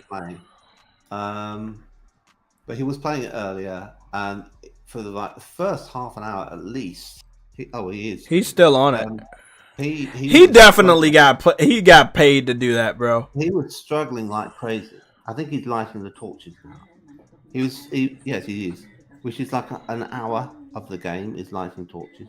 What do you mean by lighting torches? At the moment, if you put the stream on, you'll see he's walking around and he's finding sorts of places like little urns, and he's having to set fire to them to light them for some reason.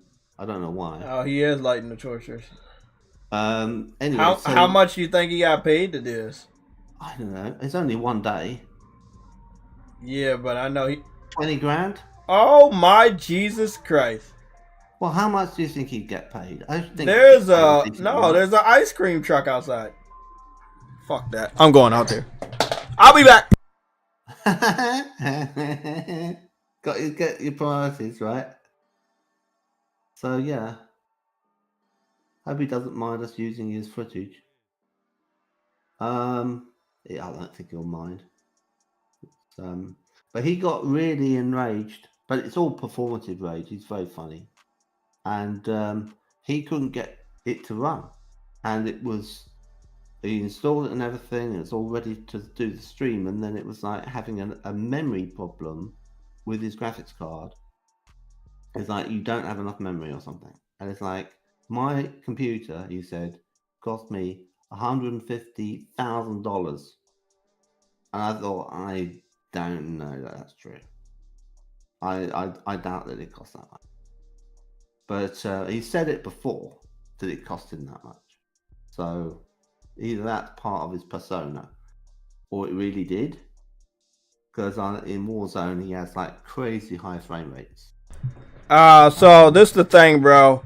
I was not able to catch the ice cream truck. Oh, but damn. We're not going to talk about that. Let's get back to the business of... Okay. Can you not order it in, like Uber or something, or will it over mail? Yeah, but, you know, like, it's classic to just try to... Fuck you guys! It's classic to try to... try to run after the... I mean, by the time I think I hesitated too much. And the way my house is, and then the window, I'm hearing the sound from here, but it was probably there, or I'm hearing it from here because it was all the way down the street. So I was hearing it because it's like an echo on that. Yeah. Just think about the when you went to the suburban area of The Last of Us, the original game, and you had that little turn.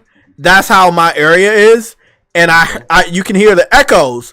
And I think that's what got me. He was already far around the corner. I didn't even get to see the truck. I was hearing the sound like he was there, but he wasn't there. Yeah. Yeah. I was late. God damn it. Well, fuck you guys. I really wanted some fucking ice cream. Huh? It even comes around when it's pelting down with rain, and I'm thinking, look, just need it. God, I wanted some ice cream. That would have been nice. Woo. I cut it out. I don't have it anymore. You don't have what anymore? Any ice cream in my diet. I don't. Like, that's why I wanted some, because I can't even remember the last time I had ice cream. You're having it. Huh? I thought I was overweight, and I thought, well, one thing I can address is stop having all these truck ices. I'm having like 3 a week. You had 3 a week? 3 ice creams? Yeah. Oh, yeah, I don't do that. Yeah. Ice creams a week. I buy a box, and they've got 3 in them. They go in the freezer. Yeah, I only do cake and ice cream at birthday parties. So if somebody has a birthday party and I'm invited, or it's like at a job or whatever, that would be the only time I ever had ice cream and cake. And at my old job, every time somebody had a birthday, they would always do ice cream and cake. So I ate a lot of ice cream and cake at my other job until I started to like try to do more fitness, and that's and you know, then nobody. I think that at my new job, they don't give a fuck about your birthday. So they don't do that shit. Lovely together. Huh? Ice cream and chocolate cake are lovely together. Oh. Well, there's an ice cream place around it from my job and everything. He doesn't seem to be having a lot of fun. But I would assume that he definitely got some, maybe, he got some good money to play this. Because this is Dr. Disrespect does not play this shit. He does not. Like, I can see him playing a God of War. I cannot see him playing a game that's a wannabe God of War. This is a puzzle section, you know. It's not. I hate puzzles. I don't hate puzzles. I just hate puzzles in Hellblade. I remember the first Hellblade had the most annoying puzzle. I gave up and I cut the game off and I deleted the shit. I was like, bro, just let me play the fucking game, bro. Like, when a developer tries this hard to annoy you with puzzles, that means there's not much more to go in the game. And that they created this part to put more time on the board for your playthrough. I think he's getting frustrated. Of course he is. What's that there? There's a figure in the background. This is annoying. This looks like a lot of bad words that I don't think I'm allowed to say anymore. That's what this looks like. Wow. God damn, I really wanted that fucking ice cream too, man. Fuck, I wanted that ice cream. Fuck. Now I'm gonna be thinking about that shit all fucking day. Shit! Fuck! That sucks. So now we're back to square one without our torch. a lot of people saying they like the first one better. Yeah, I agree. I think the first one was better. Yeah, I've had enough of this. This is no, that's you boring. don't have to watch it all. Yeah, that is. I don't. He's like probably 2/3 of the way through the game. I can't really say because it's like I'd have to compare it to the Hollow stream and then go from that and work out where in that it was, and then I'd be able to tell. You can always come back to it. What is this? Stellar Blade. The thing. I'll just put it away for now. All I'm gonna say when you like Stellar Blade, Hellblade, there's no way you can look at the Hellblade situation and say that's next gen. Visually on the face, yes, but every other aspect outside of the beauty of the Unreal Engine, no. Especially it being 5 hours to beat or less. Yeah, that is just not good, bro. It's not good at all. Damn, I wanted some fucking ice cream. Jay wanted that Game Pass Sherbert. You guys fucking suck. Man, I wanted that shit so bad too. Do you factor in value for money? Who? Do you factor in value for money? Value for money? Yeah. I mean, because okay, if the game's $50 and I made the joke that each hour is $10 and the game is 5 hours long, well, if you beat the game in less than 5 hours, you can't do that equation, and that means you overpaid. I'm just gonna look at Stellar Blade. So Stellar Blade right now, I got. You can get it cheaper than that. Yes, I believe you should. I believe if you can get it for 25. Where? Well, I thought I saw it on the Microsoft website for 25, but it might oh my god, you gave me a great idea just now. I think it was for PC. We should do the Amazon. They couldn't charge you that, but if it was for Xbox, it was 50. We should do the Amazon bestsellers. We haven't done that segment in a while. Right, okay. And today is the launch of the game, so it should be on there. Yeah. And if it's not on there, then that's just another in the L. top 100, guaranteed. You want to bet? No, I don't want to bet. I will lose that bet. Do you think it will be? It might be number 80. Do you think it'll be in the top 100 for the Xbox section? The Xbox specific section. Let's say it'll be at number 80. I think it might be higher than that, but maybe not. They might have sold 2 copies. It'd be nice if they actually said. I'm trying to remember. They sold. Did I put the Amazon link over here? Well, they don't do that. Or did I send it to Afro? Anyway. Oh shit! I think I might have sent it to Afro. No. I think I'm about to come up on it. We covered a lot of news already this year. Okay, there's a couple of other things I wanted to say about Ninja Theory. I think that the reason why the game was delayed was because Microsoft said, hey, I know it's nearly done, but we want you to also make a port for PlayStation. Right? Yeah, but why not release it day and date? Well, I had argued for that, and I'm wrong about that, so I have to take the L. I really was convinced that the games would come out on both. Why is it so far up here? And I was very surprised Sarah Bond didn't say, we've got a game coming out when she was on Bloomberg. I thought, why the hell didn't she mention it then? So that was a bad sign. That she wasn't promoting it. And I thought, maybe she doesn't want to draw attention to a studio she's about to close. Right? So that's another reason I think that they're closing. They're ashamed of them. But I mean, it's okay. So I understand what you're saying, but we're gonna go. I'm on Amazon right now. So what number are you saying? What number you think on just the overall of bestsellers? No, just the overall of video game merchandise. It won't be in the top 100. You don't think it'll be there? Okay, I'm just gonna look. Let me tell you the first game I see. College football. EA college football 25. Okay. That is number 12. That didn't even break number 10, and I know that shit's hot fire right now. Let's see. Then we got a Mario game. We got another Mario game. Before that, though, we got Unicorn Overlord, and I think one of the major reasons why that's up there is because they got a price drop on the Switch. It was supposed to be a $50 to $60 game, and that shit's $40 now. The developers still got to come down off that price. I'll meet them at $20. And one of the major reasons is because normally they do make their games exclusive to PlayStation, and they didn't want to do it this time. And from what I'm hearing, they're eating dirt. Like, really, really bad. The game is not selling good, and they need that game to sell. And I think that if they would have, if they would have just stuck to their guns, partnered up with Sony, allowed them to market the game, then more things would have went their way. Yeah, now I've got one final thing to say on Ninja Theory, and I'm done with it. Right, I think that Microsoft has done their usual thing of changing the deal. Right, so they hire they buy the company, and they're like, make this game for us, and it all looks great.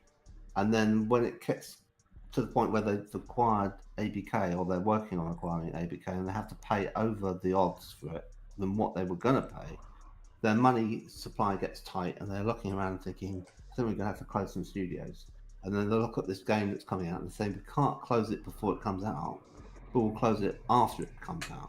Yeah, if you close it before it comes out, no one's going to even buy the game. The other thing is, because it's taking a long time, they put pressure on them and say, look, can you expedite the story? It doesn't need to be that long. Can you just abridge the story? And so what I was noticing from when I was watching people playing it was that it seems to skip around a lot without much coherence. It's like a scene should have an intervening scene where it goes from one location to another, and you understand why. And it did it repeatedly, and I thought it's from a directorial way. What it will do is it will zoom in on someone's face in extreme close-up, and then pull back, and they'll be in a totally different location. And whatever was the dramatic thing that you wanted a resolution to in the previous scene won't get resolved, and you're now somewhere else, and you're dealing with something else. And I was just thinking, what the fuck is going on in this game? Who wrote You know what this also reminds me of? I don't think it's a writing issue. I think it's Microsoft management coming in and saying, get it going, keep going, and just skip. Well, it also pretty much continuously clarifies to me that this studio is on an independent level. And I mean that disrespectfully and respectfully, that they produce something that would be considered an indie because the quality isn't actually there outside of the visuals. Like, you can easily use Unreal to make your game look pretty anytime you want. It's still up to you to make the game good. Like, the game can look good thanks to the Unreal Engine, but that doesn't mean that, it's going to be good all around. That you still have to make the story. You still have to make good scenes. And you know what this kind of reminds me of, even though it's a better game than this? Callisto Protocol, which was hyped up, used Unreal Engine, if I'm not mistaken, looked really good. And there was some problems, but I don't think there was, it was more on a gameplay side with the bosses and enemies and stuff. But outside of that, I think the story was very well done. I think the voice acting was very good. I don't think they needed celebrities, but they needed the celebrities to get you to buy the game that they knew had problems already. That's that's the red flag, is if the game is hyped up and you're using celebrities to promote the game, that's one of the major red flags that gamers should look out for. Like, is there more to this? Or are you just trying to sell us the game because the celebrity's in it? When it came to Cyberpunk, that was one of the major points. They did know that the game had problems. because you made the game. You cannot say you didn't know the game didn't have problems when you're the one that made the game. So you put Keanu Reeves in there to get people to buy the game early as possible, knowing that there were some problems. And then 3 years later, you fix all the problems. And yeah, it's a great game. You got that one W. I checked the overall video game section and Hellblade wasn't there. So I'm now in the Xbox Series X and S specific section. And then we're gonna just scroll down and see where it's at. Top 100. Huh? It wasn't in the top 100. No, it wasn't for the overall video game section. So I'm scrolling down slowly to make sure I don't miss it. I'm scrolling down. I'm number 43. Control F or something. I see. Well, I made it to number 50, and I didn't see it. Well, if you do Control F, won't that just get to it quicker? What are you talking about? I'm on my PlayStation. Oh, right. Yeah. Gotcha. Okay, so let me just go to page 2. So it was not in the top 50. So now we're going to go 51 to 100. This is not good. This is not looking good. We're at number 83. We're at 85. Well, we're at 90. We're at 100. Hellblade was not in the Xbox specific section. Damn. On the launch of the game. I think they looked at those pre-orders and they knew. One second. I think they looked at they looked at those pre-orders and knew that their game was dead on arrival. But they basically not promoted it in the slightest, other than like a couple of tweets, and then they put out some media clips and said, "Look, if you want to make what did I just say about their status? You can use these materials." That's what they honestly did. They were like saying, "Make your own promotional materials for us." Yeah, but what did I say about their status? They remind me of an indie studio, and what do indie studios not have? No, it was Microsoft that did that. Bro, Microsoft's not spending any more money on these studios, bro. It will be specifically their responsibility to have a budget. It's Twitter. They can have a Twitter account, can't they? Or do they have to pay Twitter for the advertising? I suppose they do they? Yeah. But this is the thing. Ninja Theory has a Twitter account, and I think Hellblade has their own Twitter account. They didn't even, like you said, they didn't even say anything. They didn't remind people. They didn't have a good trailer. They didn't do anything, bro. Tomorrow, that's like, I responded to them and I said, fucking hell, you left it to like the last second to tell us it's coming out. This game is dead on arrival, and that studio is dead. And I don't know what the timetable is. It could be weeks or it could be months. But Ninja Theory is getting shut down. I think it'll be a month. A month?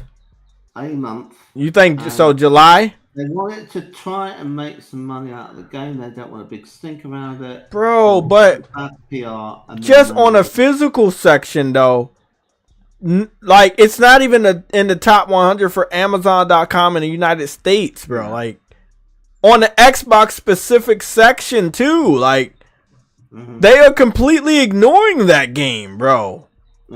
By the way, Assassin's Creed pre-orders all the way on the last page of Xbox, so those dudes aren't buying it. College football is their first major pre-order on this section. Huh?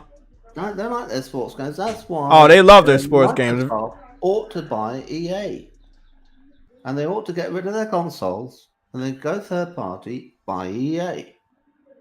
Well, I talked about that, and I said the only way they would be able to do that is if they behave themselves and try to get that acquisition out the way this year. And what happened this year? They started laying people off. They'll be using that in a court case, especially if they try to buy EA. Right. Yeah, good point. So I don't think it's going to be easy for Microsoft to acquire any major studios going forward, knowing that they have a track record of buying studios and gutting them out. Yeah, they're being corporate raiders. Yeah. But you're right about that. They love their sports game because the next game on the list is MLB The Show 24. and that's a sport game. Then obviously you have Minecraft at number 43. You have Avatar Frontiers of Pandora at number 46 because it's $35. Number 47, you have Starfield. I've got that game. Wait up. Starfield is $20? It's okay. I quite liked it. No. Did you see this? What? Starfield is $20? Oh, right. That's crazy. That is crazy. Yeah, that game flopped. I believe Starfield financially flopped. Yeah. I think a lot of their games financially flopped. And it's all thanks to one fucking name. Game Pass. Game Pass will kill your game quicker than the Punisher.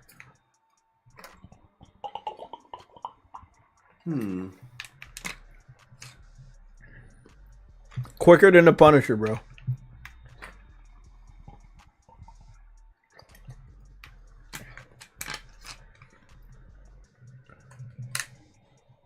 Quicker than the Punisher.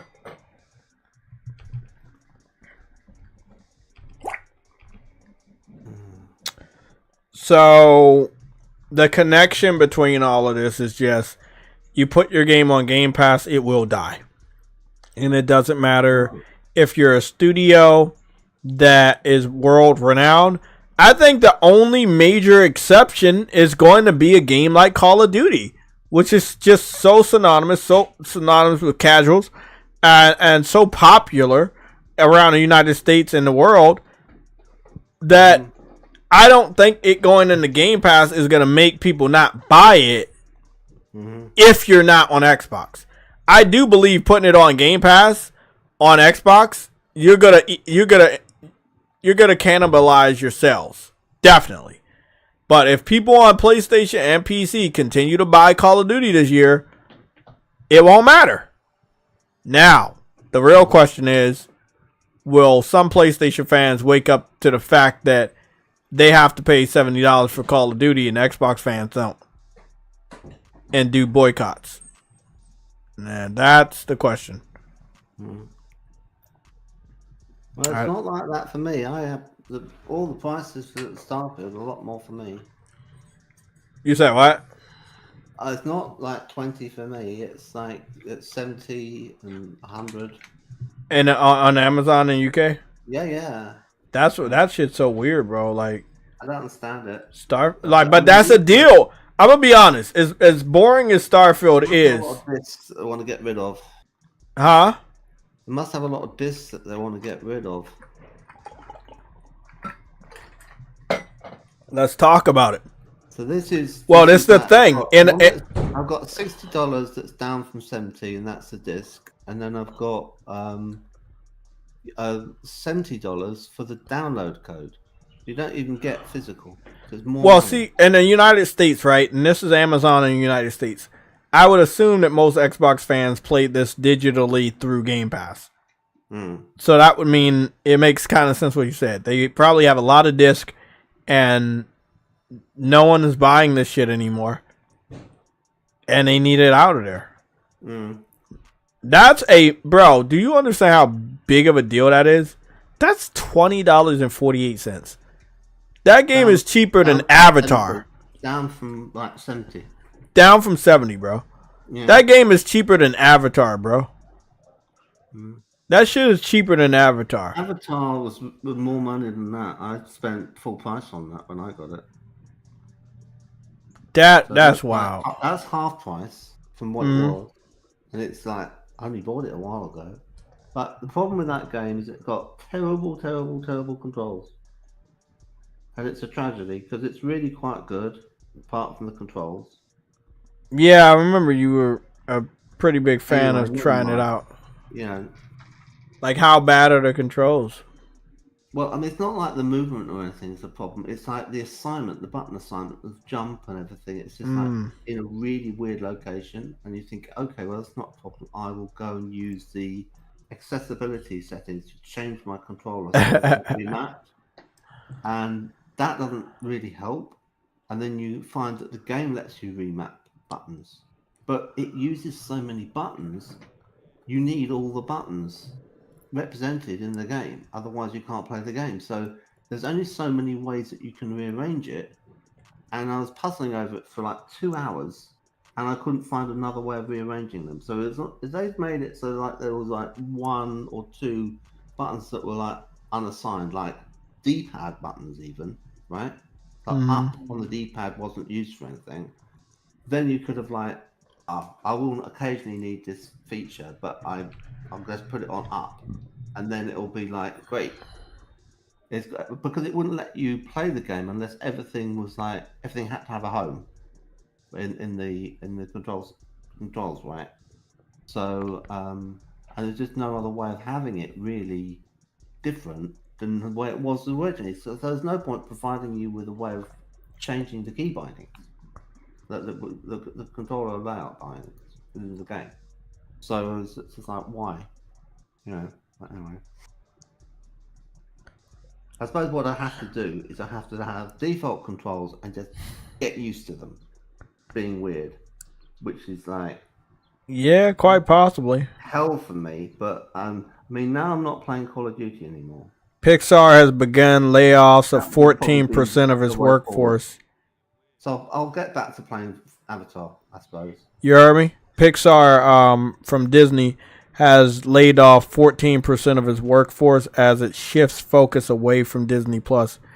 Disney Plus, Game Pass. They losing so much money on these subscriptions. Let me ask you something. Is Disney Plus about $7 in the US, or is it gone up? I think it's much higher than that. But when it launched, wasn't it something? What is the subscription price of Disney Plus right now?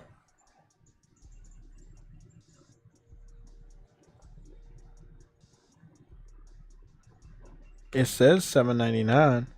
Yes, I thought what happened. But the premium one with no ads is $13.99. I thought that Netflix, when it was first out, was something around about 10, maybe, or was it 14? I don't know. I can't Disney remember. Came in and said, no one's going to want to pay that for our stuff. We're going to say 7. And everyone was like saying, how can they afford to do 7? And of course, this is come around to bite them on the arse. What is the subscription price of Disney Plus in 2020? It's too low. $7 a month is way too low, but they wanted to make it so that, coming late, making it so that you've also got to get their streaming thing as well and keep up with your. So this is the thing. When you go into Disney Plus, even though they said it was $7.99, when you go in there, you no longer have that option. And your option is $9.99 because they force the bundle of Hulu with it now. Oh, right. Mm-hmm. Because they own Hulu. Well, Hulu's supposed to be quite good, actually. Yeah, that's a good thing. I don't think that's terrible, but it's adult. So if you just want it to have... But I thought Disney was upping their price later this year. Well, the thing is that I've seen people and they just buy the DVDs of Frozen and stuff, at the car boot sale or something, and it costs them like all the Lion King and Beauty and the Beast, and it's like costs them a tenner, and it's like, there you go. Like for maybe the cost of a month of Disney Plus, you've got the whole set of DVDs. Your kid doesn't care that it's DVD resolution, and you just put them on. Now they might get them scratched, but then you can always get another one. So many of these DVDs floating around now. So that's what you need. You just need to keep physical going, and do it that way. That's much harder. That's much harder than you say, man. Why? And that's the thing, because it's hard to go back for some of these people. Like Microsoft is releasing physical discs. No, I'm not talking about gaming. I'm talking about films. Right? Well, I mean, it's hard. It's the same thing. They release Blu-rays. They release 4K Blu-rays. Right? They release DVDs. But right now, I'm about to go watch, what is it? The Fall Guys. Hopefully, I can watch it after the stream. Oh, tell me what it's like. Oh, my God. I can't wait to watch that shit. You know what? What's funny is, I don't even think I want to watch it tonight. I want to watch that shit. I think I want to watch that on a Friday. This Friday. when I don't have to worry about going to work on Saturday. Although I think they said we're getting a package on, we're getting a delivery on Saturday, so I might end up showing up. In there anyway. Yeah, but I'll watch it. I get off. I think this week they got me getting off like early. Like they got me going in at 10, and then I like get off early like at 4, and I was like, oh, okay, yeah.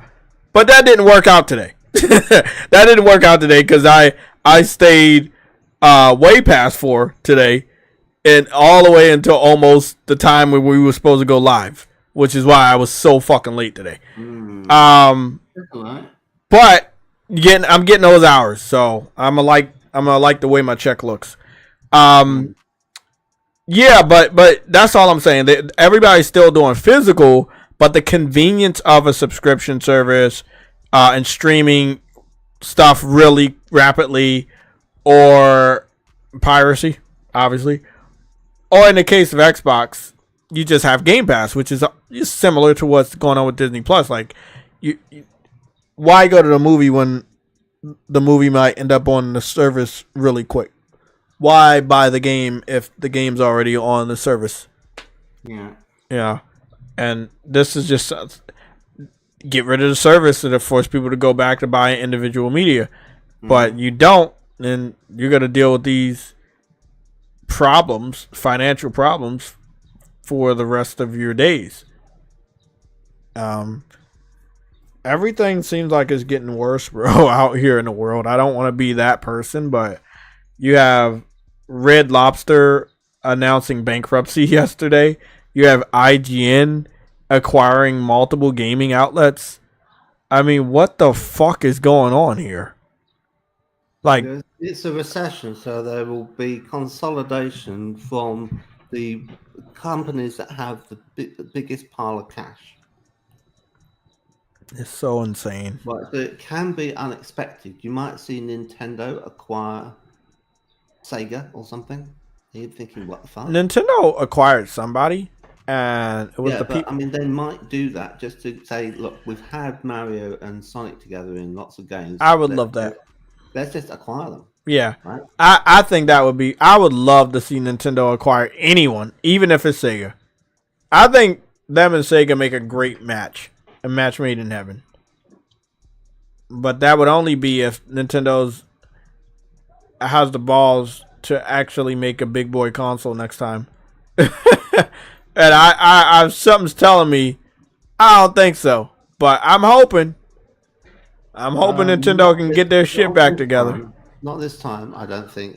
I would say, and I know you don't like tech stuff, so I'll keep it very simple. I think it's not a Switch 2 as much as they might call it that, but I think it's more like a Switch Pro in the same sense as the PS4. This is the thing. If it's a Switch Pro, but they put a Switch 2 on it, it's still going to sell like shit.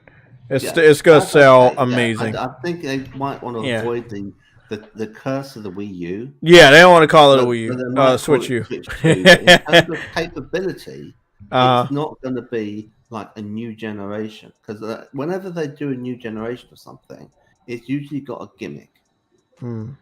Right? So what you're looking for is, I mean, you look at actually what they've said about it. They've been very reserved in what they have said. And it sounds like it's going to be like an incremental improvement on what we've had, sort of thing. I'm like, okay, so we shouldn't really go wild about expecting the sun and the moon about this thing.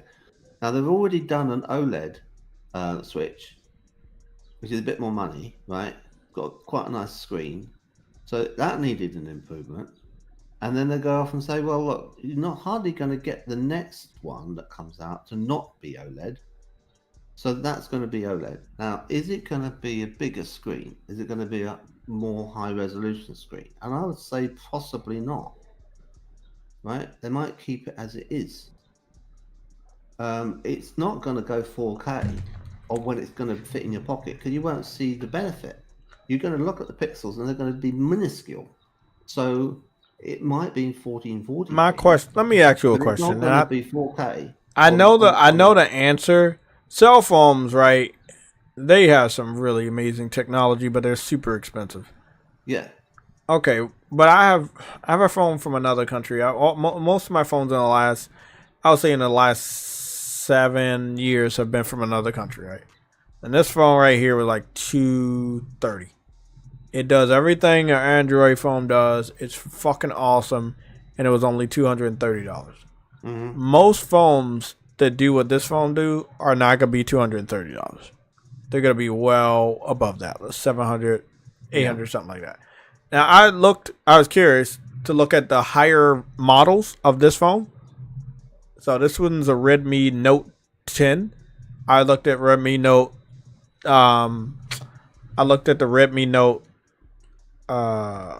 13, and it was fucking awesome. I'm gonna show you what the advanced version of my phone looks like. Redmi Note 13 Pro. So Redmi Note 13 Pro. This is an Android phone, and then they tried to like do more of what iPhone was doing, and it looks very stylish from the back. Mm-hmm. And this is the thing. These Redmis, they have some amazing cameras. The one that I got right now is a fucking amazing camera. Look at this shit. It has multiple cameras. All these phones have always done really, really good with cameras. They always do really, really good with cameras. So I have no doubt about that. It's a very fast phone. It's a very efficient phone. I like that I can have different themes and shit. Got a nice red and black theme going on here. Tech theme. You know. I'm saying all that to say, couldn't Nintendo just contract? I know it's too late. Contract with a cell phone maker like them and get some of that technology into a Nintendo console for a cheaper price. Mm-hmm. Because I know they're going to be bitching about money. Which is weird because I feel, in my personal opinion, Nintendo has made a stack of money this generation, and I'm wondering as to why can't they invest that into making a big boy system. And I'm only assuming that it's not a big boy system because I just know Nintendo. Yeah, there we go, right there. So the Redmi Note, say right here, this dude says right here, the Redmi Note, the Note 3 is $350. And the basically the same type of phone from Samsung is $1,379. That's stupid, isn't it? So it does the same thing. It's very stylish. Hey, bro, give me that Redmi. Give me that Redmi. Give me that, and I'll be on my fucking way. Now, what I do like that they did, instead of like have like, how many cameras I got on this? Got 1, 2, 3, 4. I got 4 cameras, and then 5. Well, I got 4 or 5 cameras on this. What they did was they got 4, or they got 3. No, they got 3 now. I think, I don't know when I'm gonna upgrade my phone because this phone is so good though. Like this one is, I have no problem, and I might not even go with the Redmi Note 13. I might go with the 12. I might go with the 12. Let me see what the 12 look like.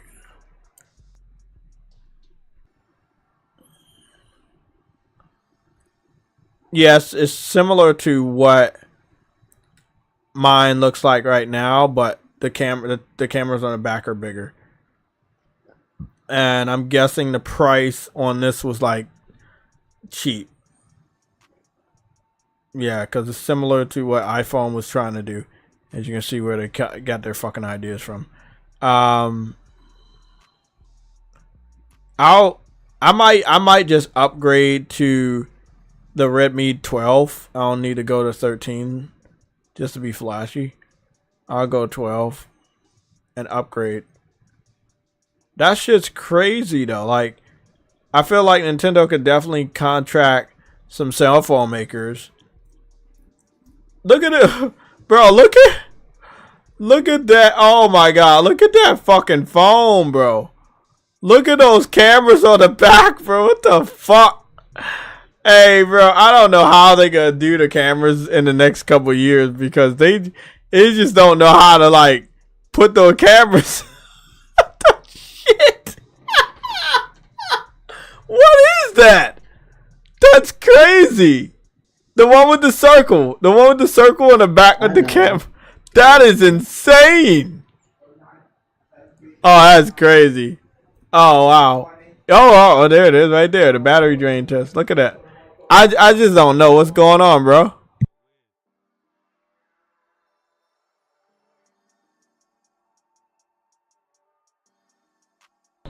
Anyway, about the spec, the thing is with the Switch is that the rumors that are fairly confirmed is it's got 12 gigabytes of RAM and a 256 gigabyte storage card. I think something like that. So it's got more space to put your games on, and but I mean, if you were to say to me like how much of a resolution will the screen be, I would say possibly 1440p because that's double what it is right now. I like that. Look, that's good enough for me. And then when you put it in the TV, because it's going to have a little, dock, you could scale it up. And you can make it look like it's 4K because you've got all these sort of neural chips and stuff that do all of that now. Let's get some more news out, and we're gonna watch the entire trailer.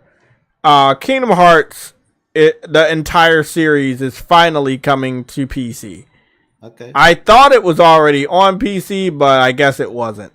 So now it's going to PC after multiple years of PC fans pirating and modding and emulating all the Kingdom Hearts games anyway. They're finally getting them officially. And they're also getting the third installment. Me personally, it's a stupid idea, but Square Enix has to learn their lesson. They think putting this game on PC is going to make a lot of money. They're going to learn their lesson.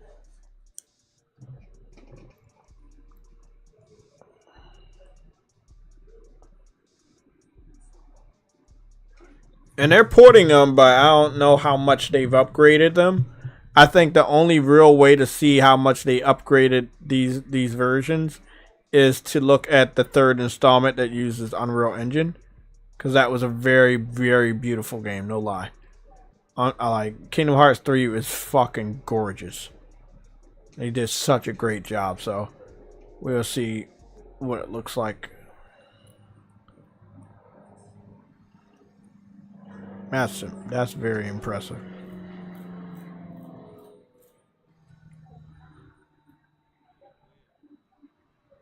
Oh, okay. I didn't realize that. Didn't realize what? The Fall Guy's got Teresa Palmer in it. Oh, really? You know Teresa Palmer? Fuck no, I don't know these people. Well, you know her when you see her. Oh, okay.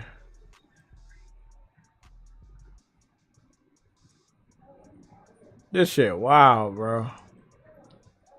They released a 4-minute trailer for the PC. I Am Number 4. You said what? She was in a film called I Am Number 4. I don't think I heard of it. Oh, right. Well, it's very, very beautiful. Oh, okay. Man, I just can't wait to watch it. I might just try to watch it tonight. I don't know if I can watch all of it. I think I'm just gonna get it tonight, and then I might watch it on Friday. Because after the stream, I'm gonna do the timestamps real quick, and then I'll probably get back on watching the slime anime, which I've been holding off on the slime anime for a long time, thinking it was gonna be a dumbass anime. It is really, really good. I'm actually happy that it's on Apple TV and it's £20. Oh yeah? Yeah. How much is it for you? I'm gonna go to Amazon Prime just to see where it's at. Amazon. Yeah, because that will be probably where I buy it. let's go see what's going on. And we are looking for... Oh, did you ever watch Beekeeper? Yes, I saw it in the cinema. Bro, that was so good, wasn't it? Yeah. Beekeeper was fucking fire, bro. Oh man, bro, I knew when that movie came out it was gonna be underrated, and it was severely underrated. That movie was so well done. It's one of the best ones he's done. Yeah. Oh man. I find him very consistent in his films, and I thought that was one of his best ones. Look at that. They got Hercules, the legendary journeys. Oh. Oh, that's so good. The Color of Magic. Oh my god. Oh, these are just classic. Merlin. Yeah, Merlin the movie. Oh, fuck. Dude, those are classic movies. I'm trying to go down to where... Oh, there it is. Fall Guys. Let's see what they want for Fall Guys. If I buy the movie, it's $24.99. If I rent the movie, it's $19.99. These are some fucking outrageous prices, but I know... Outrageous. But I do know the movie is worth it, but I don't know if it's worth it that much digitally. How much is it for you on Apple TV? I don't have Apple TV. I don't believe in that. Goobity goop. Okay. Yeah, I don't believe in Apple. You can have it on the computer as an app. I don't believe it. I only believe in oranges, not apples. All I'm gonna say is that those are some crazy prices, and I feel like if the movie industry wants to, like, it's the people that still buy movies, huh? It's cheaper to sit in the cinema. Yeah, and that's the thing. Like, if they raise prices of movie tickets and people are already not, like, willingly not giving a fuck about the movie industry, yeah, maybe come down off those prices and drive people back there. But if you don't, perfect, fine by me. By the way, this is not the only other movie that's out. The Godzilla movie, the Godzilla Kong movie, it just came out last week. Yes, so, I know. I saw it. Yeah, so I didn't see it. I saw that it was there as well. Yeah, I heard that the Mrs. and Mr. Smith TV series, based on the movie, based on the old show or the old book or whatever it got, I heard that it's getting a follow up, but Danny Glover, which is very, very popular, will not be coming back because obviously they can't afford them. Let's see. There it is. Yeah, Godzilla and Kong, New Empire. I think they're going to see the Ministry on Gentlemanly Warfare. But part 2 is out? When did part 2 come? I don't know that I want to see it. My god. You know what? I think that I have a lot of things to watch today, and I need to get started because there's a lot of movies for me to start running through. I used to, when I take a ride to DC, I would have the movies on my phone and I would watch the movies on the train ride. But since my job is not too far from the house, I don't have free time to just put a movie on the phone and watch it in free time. I barely have free time. This will be a good week for me when it comes to movie watching. I'm actually pretty happy. Yeah, we've done the topics then, haven't we? Yeah, and we about to get up out of here. It is 3 minutes to 8:30. I think we did pretty damn good on the time. Everybody in the chat, I want to know. Yeah, you said matinee is like $6.80. Yeah, I don't know how much it is over here because a lot of the movie theaters closed down. I told you guys that. It's not like I didn't want to see Fall Guys. Fall Guys was actually a movie I definitely wanted to see in theaters, but a lot of movie theaters closed down. What I do know is that when it comes to Deadpool, I'm going to support that movie. I'm going to go watch that in theaters. I'm going to be there day one, and I probably need to put in for vacation of me not being at work that day. I'm dead ass fucking serious. I need to go put that time in because I just put time in for my sister's birthday, which is also in July, and I think I'm going to Canada either in July or at the end of June because I did the passport thing and we sped it up. So I think it'll be here in 3 weeks. But yeah, I'm gonna be out. I'm gonna be out this summer. gonna be out. Hellblade is trash. Hellblade 2 is trash. Let's be specific. Hellblade 2 is trash.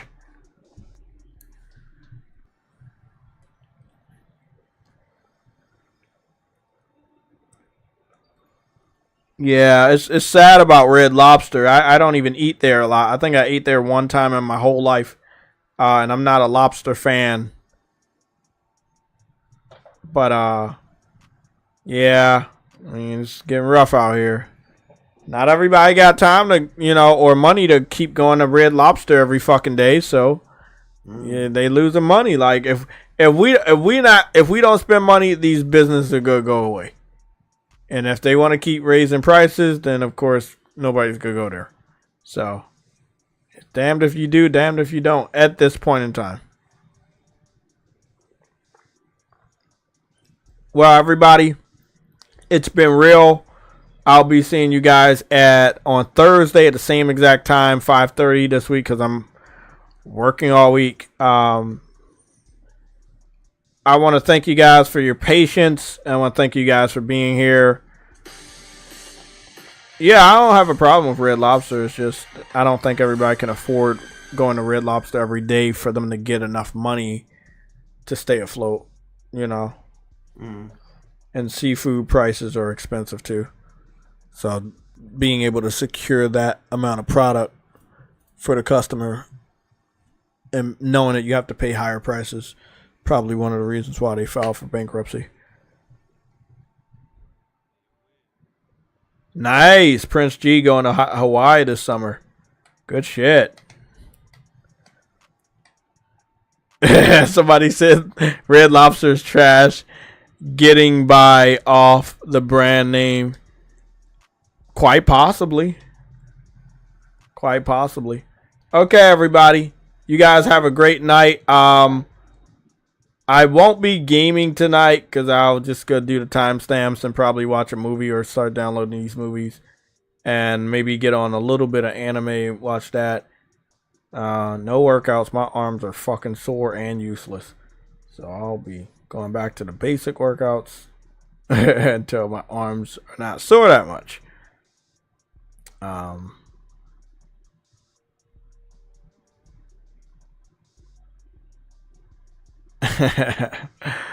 Okay, everybody, it's been real. Y'all know what it is, man. Hit the like button on the way out. If you have not subscribed already, hit the subscribe button. Timestamp should be up in a timely fashion. Give me about an hour or two. And they should be updated if you guys missed anything. Uncompetitive, as always, thank you for being here and breaking it down. Yeah, sure. We'll be here Thursday. Tuesday is kind of weird for all of the bullshit that happened today. Bro, it's going to be crazy because next week is going to be like the last week of May, and then we're heading straight into June. So, it's going to be the Xbox Showcase, isn't it? On June 19th? Yeah, then before that we get to the summer showcase with Jeff Keighley. Yeah. So, I don't know, man. We gotta see.